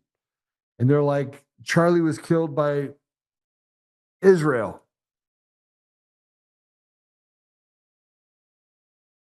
And I say to myself, Charlie's killed by Israel. So you think Charlie's killed by Israel? Okay. Which part? Because Israel doesn't even get along with Israel. And, I asked this question to Halsey when he was on with me. I said, hey, you think I'm an anti-Semite? And the one thing I could tell to Jesse, I don't hate anybody. There's a couple of people that I hate on. I want to hurt them.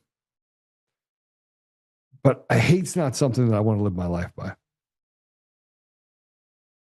But out of the thousands of debaters that are out there or influencers that are out there, and everyone's got an opinion, they want to mock and take a side against Candace and a side against all 4 Candace against Andrew. And you had Stu Peters that said that, that Candace Owens just destroyed her. You had other people that said that you had Andrew that put up a post. This guy, put up C5 for a minute. So Andrew, in all of his infinite wisdom, said every AI source will say I won. That was never in question. Specifically, AI programs built like this purpose judging debates will also say so. The polls are simply a reflection of who has the larger audience post debate. During the debate, I won those 2. It's not hard to understand. Yeah. This is crazy because now we're making AI the arbiter of reality. Don't have to think for yourself. Just let AI do it for you. I want to play this though, because Alex Jones has entered the room. Alex Jones entered the room. Pro-Trump, anti-Trump. I don't even know what he is anymore these days. But he took the time to actually respond, Candace Owens. So let's hear what he has to say.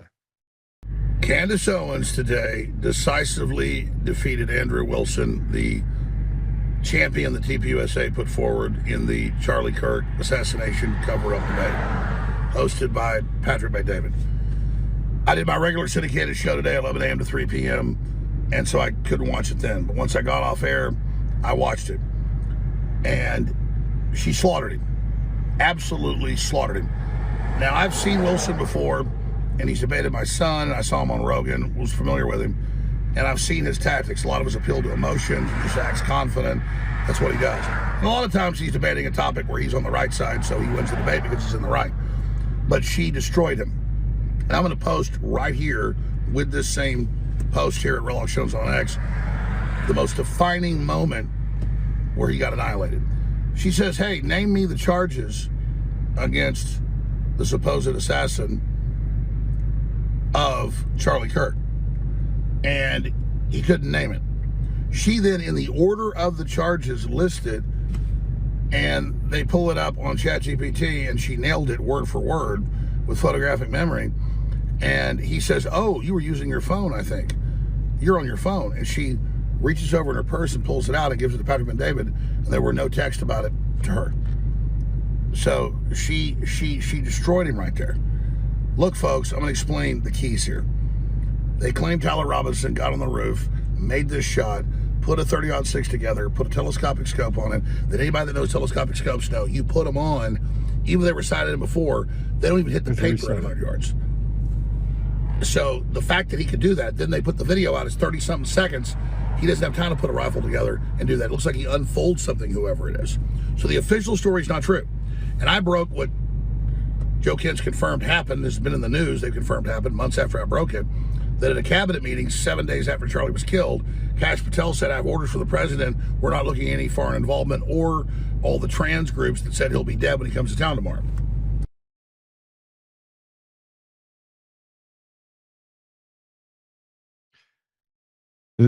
The picture on the video that he's referring to does look like someone unfolded a gun. I have a pretty good idea, and I pray it's not true, but there's something wrong with there's a company out there that's called Fold AR. And Victor Marks, if you know about Victor Marks, he was first to the game when it came to Charlie Kirk. And Charlie is a very complimentary man. Like I met him in, I was with Mike Lindell, and I met him in at a Flashpoint USA meeting in Omaha, Nebraska. And I don't remember what it was, 2021, I think, 2021, 2020, 2021. And I flew in with Mike, and we were going to this deal. And he sits there and he just starts talking to me about things. And I told him what I thought about certain things. And he was overly complimentary. Someone walks up and he's like, hey, let me introduce you to my friend, Joe Oltmann. And I was like, hey, how you doing? So he said that I was his friend at the time. I wasn't his friend. I wasn't. I had just started talking to him. I mean, it was the first time I talked to him. I wasn't his friend. I wasn't his friend. But he flamboyantly likes to ingratiate himself to people. And frankly, he got paid to do certain things, and he ran an amazing organization. And you want to know about somebody that has a photographic memory and that can pull things from his memory and research, as a research junkie. I know because I'm a research junkie. It's Charlie Kirk. He's just amazing. He will go read a book. He'll spend 3-4 days reading a book, and then he'll read another book on the book that he just read in order to understand whether or not his confirmation bias and whether or not he believed something or didn't believe something is actually real. It's just who he is, right? And the guy is historically accurate and studies the Bible and understands the biblical nature of things. And also, for a guy that never went to school, he understood everything from biology to mathematics to. I mean, he was a genius. I think the guy was a genius. There's a guy that owns a company called Fold AR.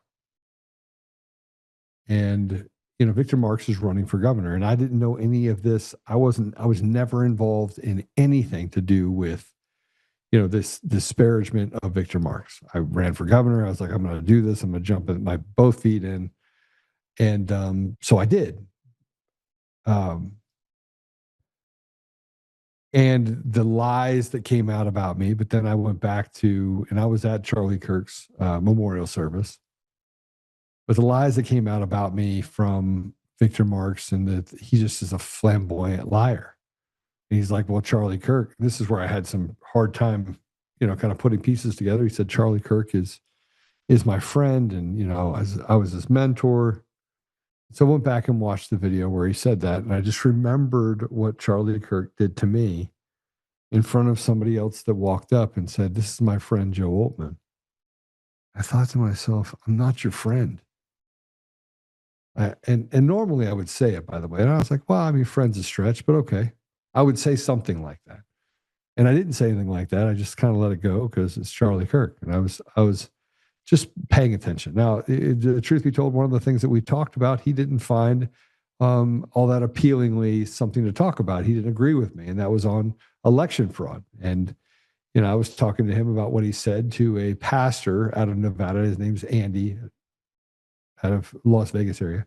His name's Andy. And Andy was at a pastor's meeting and ran a church and stood up and talked about the election machine, was basically showing evidence of the election fraud. And when he did this, something really strange happened.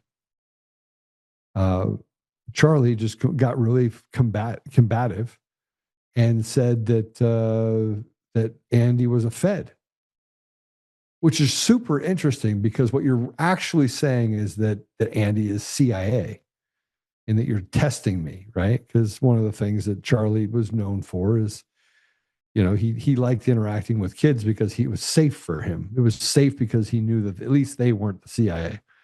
They weren't people that are forcing him to act or say a certain thing or to adopt a certain narrative. But he got really agitated. And at that meeting that Andy was at, this was in 2022, was the head counsel for Dominion Voting Systems and a previous governor of Nevada, I believe. Maybe I got that wrong. Maybe it wasn't Nevada, but I think it was. I think it was Nevada. And he happened to be there and was flanking Charlie the entire meeting. Now, I wasn't at the meeting, but I got all this from Andy, and Andy took pictures and sent all the pictures over to me. And so I remember having a conversation with a few people, and I was like, listen, I think someone needs to have a conversation with Charlie. He's standing on the wrong side of history. Fast forward to Charlie's death. Charlie didn't set out to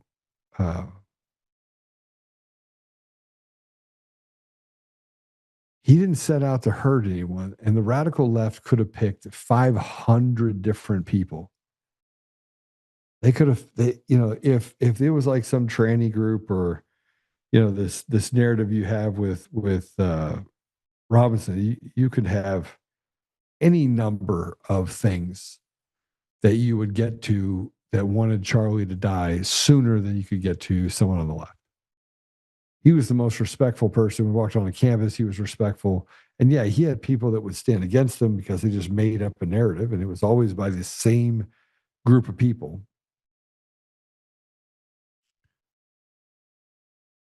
But he had a massive distrust for the people around him that were trying to convince him. And I know this because this is in 2021 or 2022.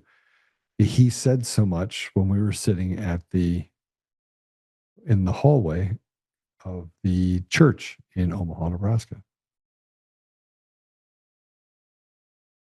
and he introduced me as his friend. Now, Victor Marks, he said, oh, he's a mentor, and maybe it's true, maybe it's not. But Victor Marks didn't know how to stop lying about me. And then you have, Kyle Clark. He's a big liar, said I'm an anti-Semite. That ruined the relationship that I had with the guy that did jujitsu. And then I had another guy over here that said, oh, he's racist. So it ruined that relationship. So I've had all these people that have tried to ruin relationships. I finally tell people to piss off.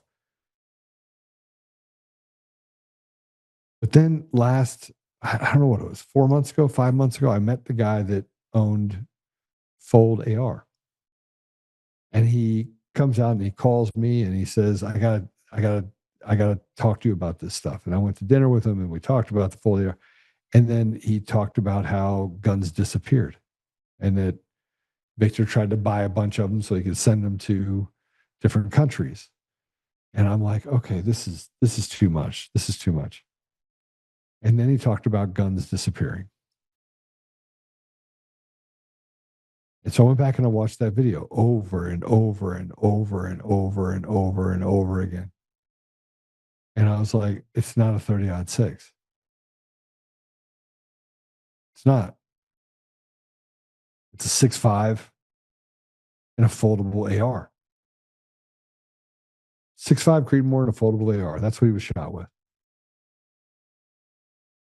So did Tyler Robinson do it? I don't know. Here's what I do know. He wasn't shot with a 30-06. It came from his grandfather. It never happened. It never happened. That never happened. The rest is all made up.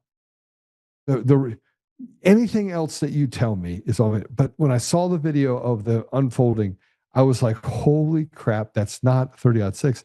That's not someone bolting on a sight on top of an older gun, taking it apart, putting it back together. It's not real. But then I go, okay, wait a minute. But they know, because if they didn't, they wouldn't have said he took it apart. That means that they had to have something that showed someone putting something together. And you said Alex Jones, who looks at it as well. I've never talked to Alex Jones about this. And I'm telling you right now, as God is my witness in front of you right now, the only gun that could have done the damage to Charlie that was done to him in the way that it was done was either a explodable lapel mic that is not likely based on where it was, or a 6.5 Creedmoor. Those are your two choices. Not a 30-06. 30-06 would have tore out the back of his throat. It would have pulverized his neck.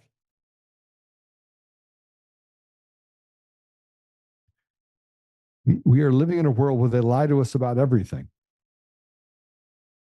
And so I just want to say this about Candace Owens. Go watch the video. I mean, what he said really was inconsequential to the deal.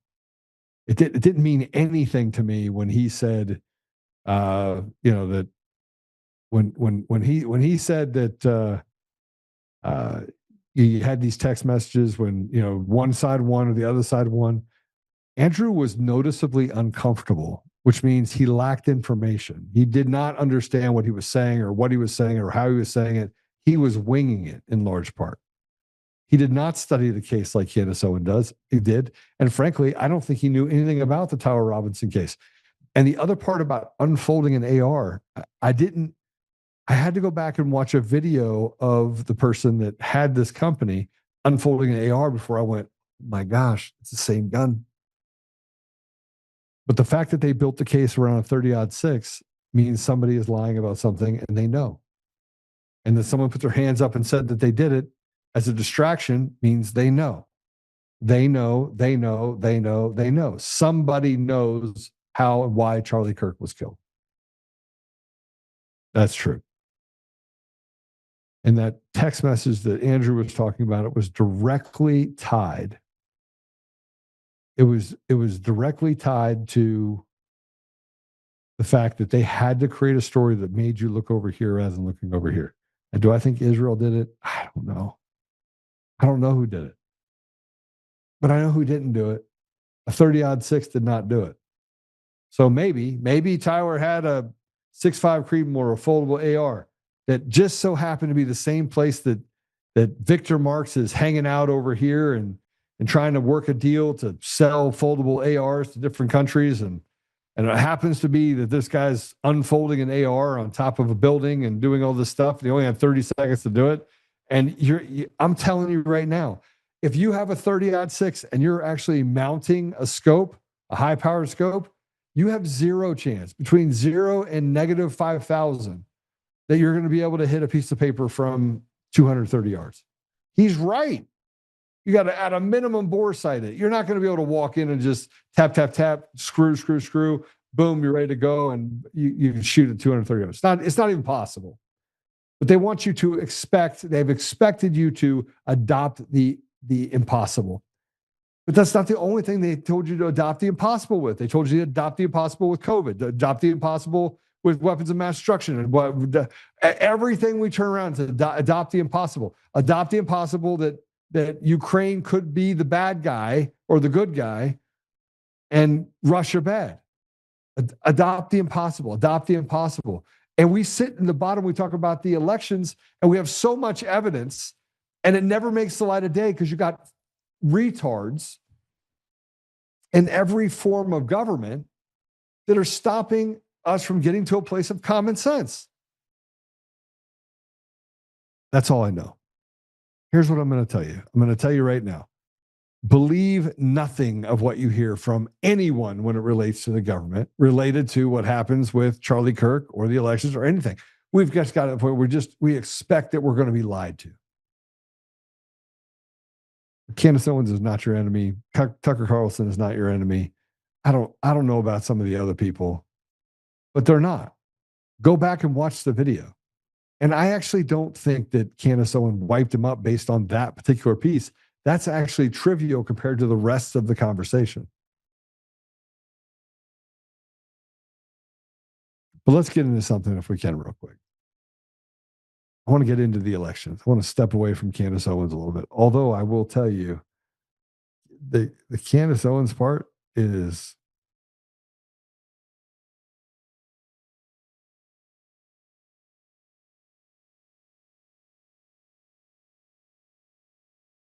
hey, give me a 1-minute commercial break, will you?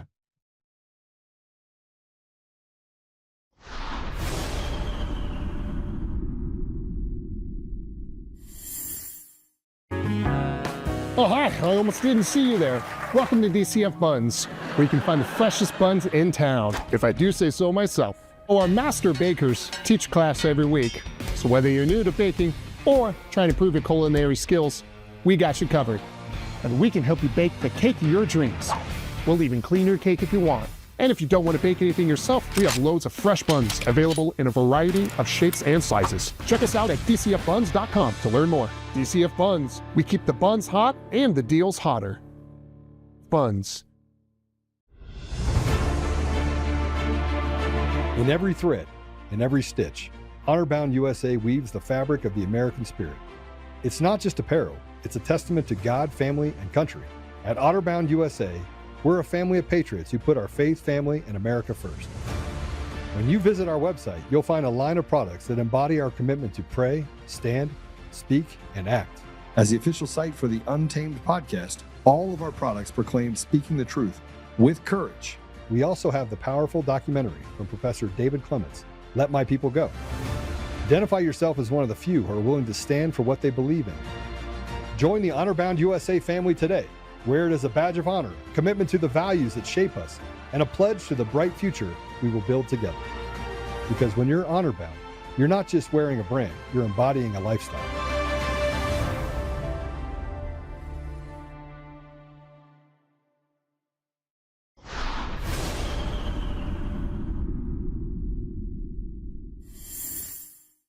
We received just a few weeks ago, January of 2023, the system log files from the tabulators that were used in Maricopa County on Election Day, along with the redacted CVR records.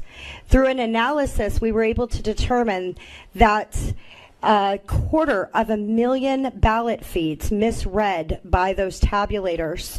There are approximately 2 tabulators in every polling center, which means there were 446 tabulators with 250,000 voter attempt failures. somebody who was in politics telling me when I first started, do not talk about the forensic audit. Don't talk about the 2020 election.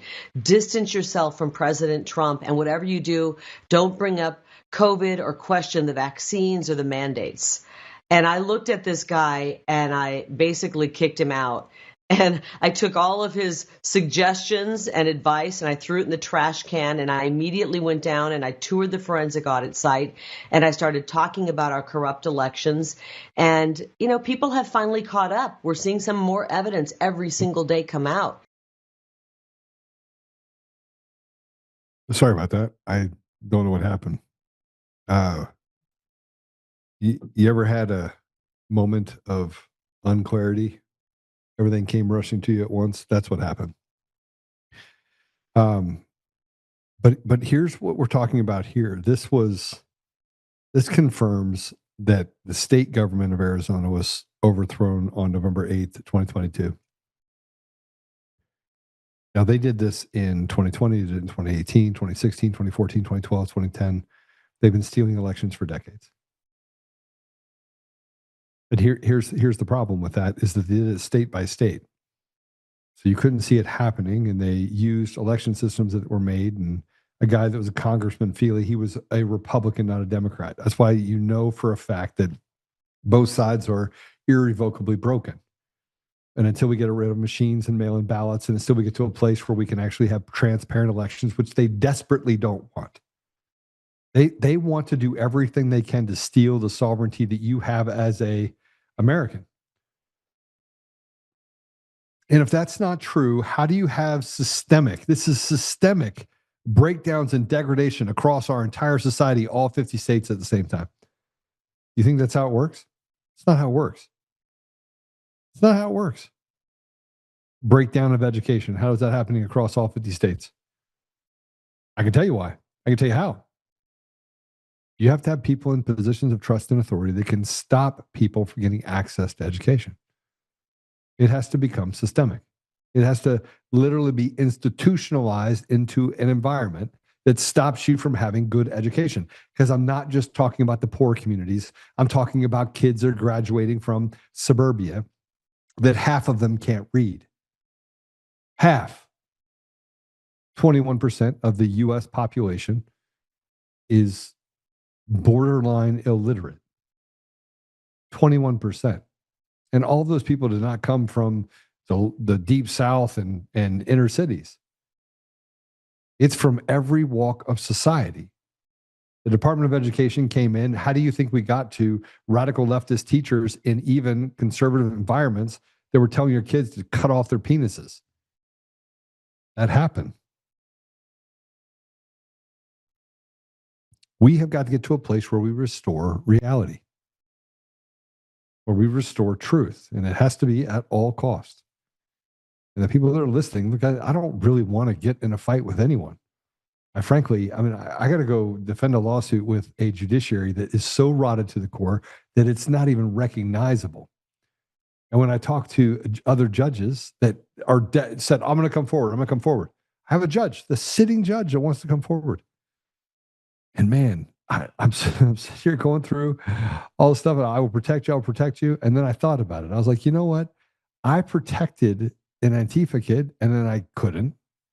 And then I protected someone that gave me access to Coomer's Facebook post, and then I didn't because I couldn't, because they seem to just have these ways. And so now I'm sitting here going, I'm not sure I could protect the judge. And that was the question that was asked to me. Can you protect me? And I was like, I don't know if I can. I don't know if I can. Imagine that. It's really bad. But don't worry, because your election systems are absolutely bulletproof. So bulletproof that an 11-year-old changed election results on a Florida State website, Secretary of State website, in under 10 minutes. 39 kids from age 6 to 17 attempted to hack replicas of the Secretary of State's websites of 6 swing states. 35 of the 39 kids were successful. How about that? The systems that we have, our election systems in this country are just, they're not even real. And that leads me to talk about this specifically. The entire system is gaslit and fraudulent. What did you expect to happen? The media is evil. The influencers, even on our side, are complicit. And the CIA runs and has its tentacles in everything. We've already had all this information for 6 years. It keeps coming out over and over again. And we keep saying to ourselves, good, this is just the last piece, the last piece. But there doesn't seem to be an appetite to do the right thing. The DOJ is literally apathetic to evil. It just plays for team evil. Let's talk about this. There's an actress, her name's Hayden Panettiere. She was found dead over the weekend. Lots of people are talking about this because just 3 months ago, she described what happened to her in good old Hollywood when she was 18. I'll let her describe it to you herself. And it was this very small room, and she physically put me in the bed next to this undressed man who was very famous and had his hands like this, like this was just, an average day for him. This is something that happens all the time. And I waited for her to leave, and I mean, that lion in me, that fire in me, that my hair stood on end, and I became ferocious. I was like, this is not happening. But I had nowhere to hide, and I bolted, and I hid wherever I could think of to hide on a boat. There was no jumping off and swimming away, and there was nobody who was going to, I realized that there was nobody who was going to be empathetic to my situation, that this was nothing new to them. These are the people that over and over again have told you, trust us, bro. And whether we're talking about elections or COVID or any number of things that they've been selling us in this Candyland world of make-believe, we have become the victims of really evil people and those that are complicit in those evil deeds. She talks about the woman putting her in bed with this rocker. Over the last 18 years, she's had to deal with these people. In order to stay relevant, you have to stay quiet. So she can talk about it. She's put out her memoir. She's 36 years old. And within a few months of her putting it out, she's dead. And over again, we have other people that just die as a result of the behavior of people around them. And they say that it's all coincidence. I don't believe in coincidences. I believe in coincidences so much that there's nowhere that I go or nowhere that I don't have a gun sitting within a minute of me. In a drawer, on the desk, in a safe. And they figured, well, he's going to be a more difficult target for us than a 36-year-old girl that talks about being raped by Hollywood. And so in the middle of all that, they decide that they're going to do other things. They're going to defame me all the way to the end. They're going to just continue to do what they can to defame me. I find everything that I'm dealing with right now, the Coomer case, the affidavit, the fraud on the court, which unbelievably, the fraud on the court was so monumental that you would have to be a retarded judge not to side with the fraud on the court. You would have to be absolutely awful. And then on the fraud to the court then comes and asks what everyone else's position is on the filing from the other side, not on our side, but the filing from the other side. as if they had already just predetermined and had a conversation about where this was going to go.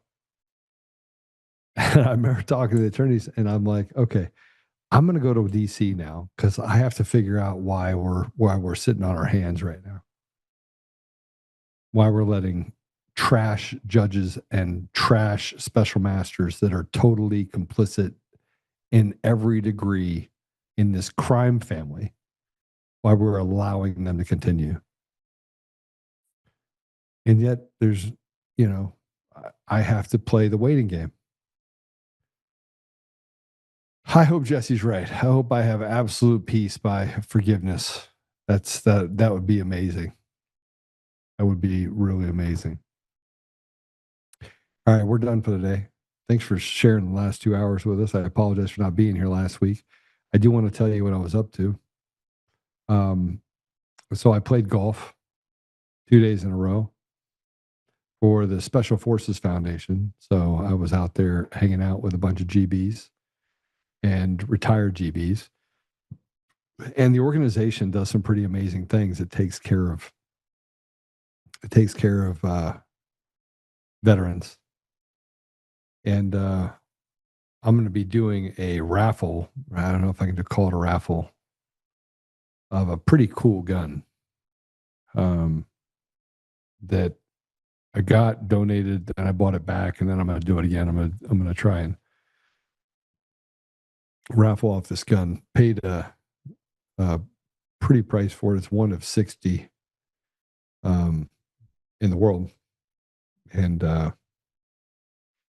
anyway, so I'm going to do some stuff to help the Special Forces Foundation. I'm very grateful for the work that they've done. They continue to do. But I spent a couple of days golfing with them and just hearing about the stories of sacrifice, but also the stories that come after it when they get home and there's this empty house. So that's where I was for 2 days, hanging out with the Special Forces. It was fun. I had a good time. And I love supporting him. So if you get a chance to look at Special Forces Foundation, they're amazing. American Military Family, also another amazing organization.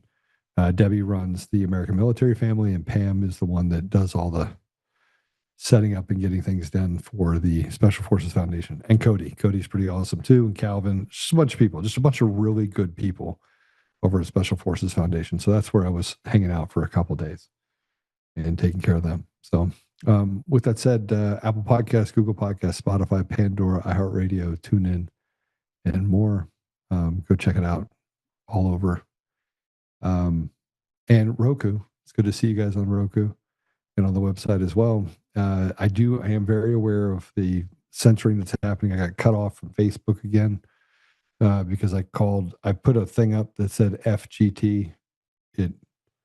It's calling them basically a terrorist, and they thought it was derogatory, but they didn't know what the word meant. But you can't go into Facebook, so they suspended me for like the 5th time. So I've been suspended 5 times in the last 2 months or 3 months on Facebook. I just decided I'm not gonna post or respond to anybody anymore.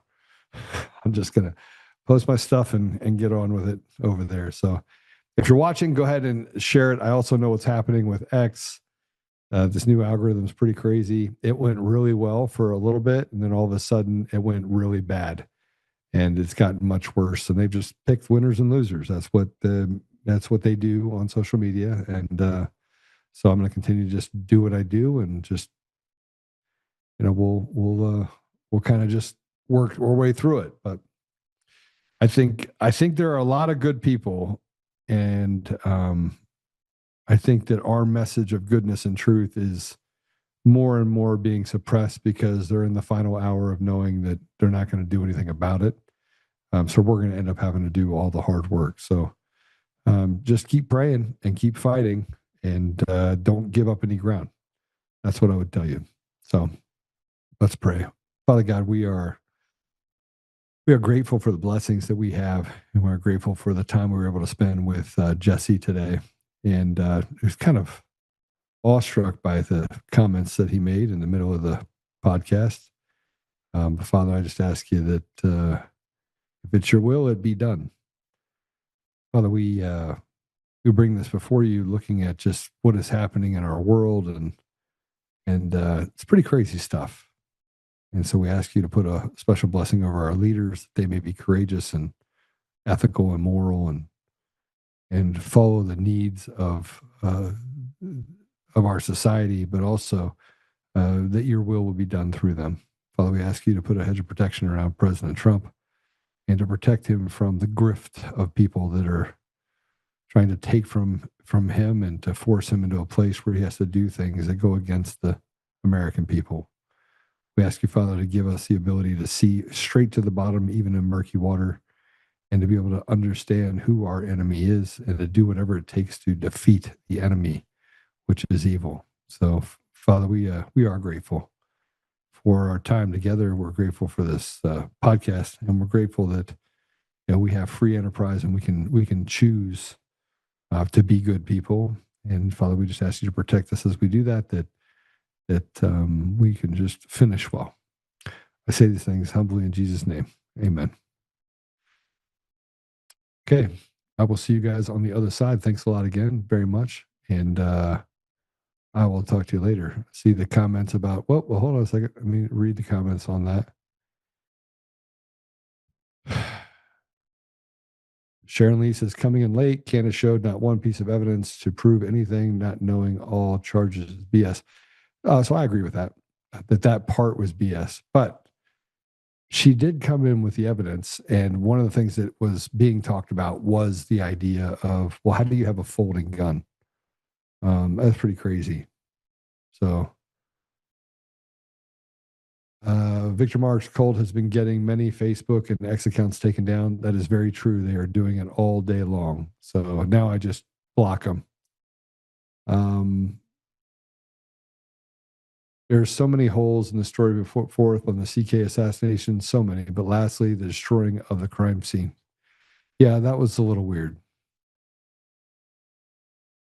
And Malcolm X called the media the most powerful thing in the world before social media was even a concept. That's diamond clarity. You're right. He did say that. Actually, he also said that the media can sway giants. And so it does have a really, really big power, or like it's a power. It's a powerful leash to be able to hold on to. Susan Rice, good to see you. God bless you, Joe. Thank you for that. Only the paranoid survive. Scum Kitty, I don't know. Smoke on the water. I don't know, Gammy, what you're talking about, but you're usually not wrong. So I'll leave it there. See what else I got here. Globalist master divide and conquer. For them, it's art. The left uses the state to sterilize children and abort babies at birth as the right in fights over who's killing them. Amazing. Yeah, I would agree with that. Okay, well, it's great to see you guys. I think I don't know what else is on there. Let me go check Pilled real quick. I'm going to come over there and say hi to you guys over there on Pilled.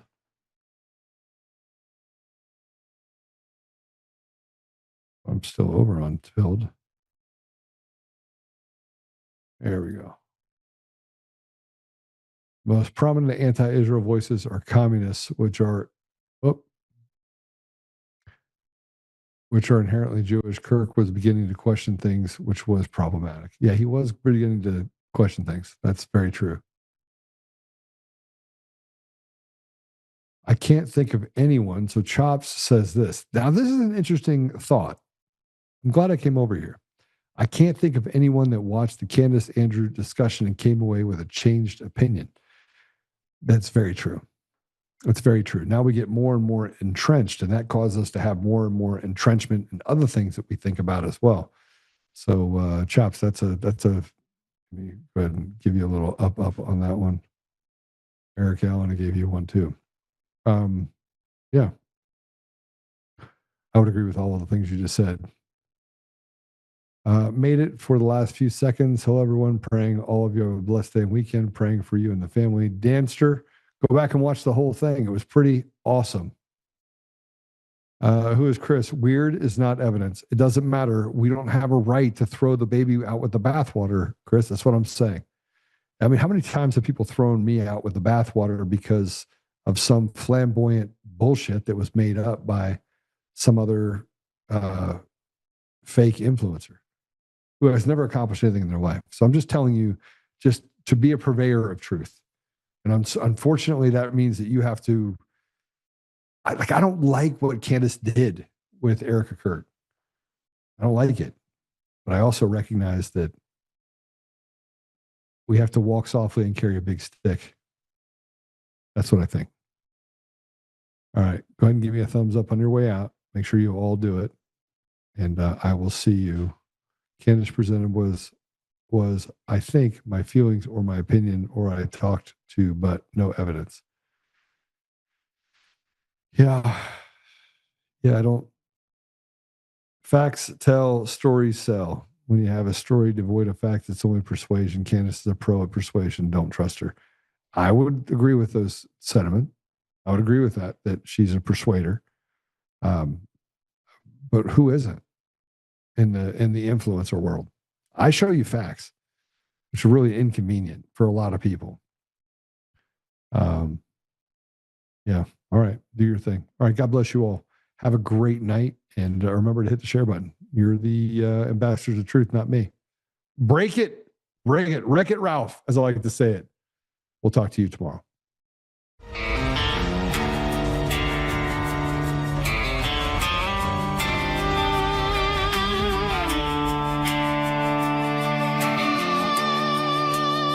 Rise up untamed in the heart of the fire where the wild ones roam. Joe Oltmann's calling, bringing truth back home. From conservative daily to this untamed fire, we shatter the silence, lifting spirits higher. No chains can hold us, no lies can prevail. Authentic and fearless on this rugged trail. Patriots gather under stars and stripes. Untamed nation, igniting the night. Untamed nation, let the truth roll out in this land of the free. Standing proud from sea to shining sea, we won't back down. Catch the fire, wear the crown. Untamed nation, it's our battle song, motivating hearts where the brave belong. Yeah, untamed and wild, forever strong. Play it again all night long.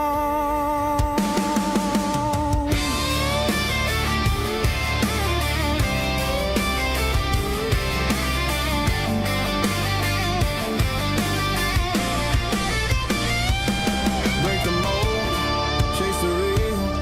No more games, time to heal. Joe's voice leads the untamed crew. Truth matters through and through. Untamed nation, let the truth roll out in this land of the free. Standing proud from sea to shining sea, we won't back down. Catch the fire, wear the crown. Untamed nation, it's our battle song, motivating hearts where the brave belong.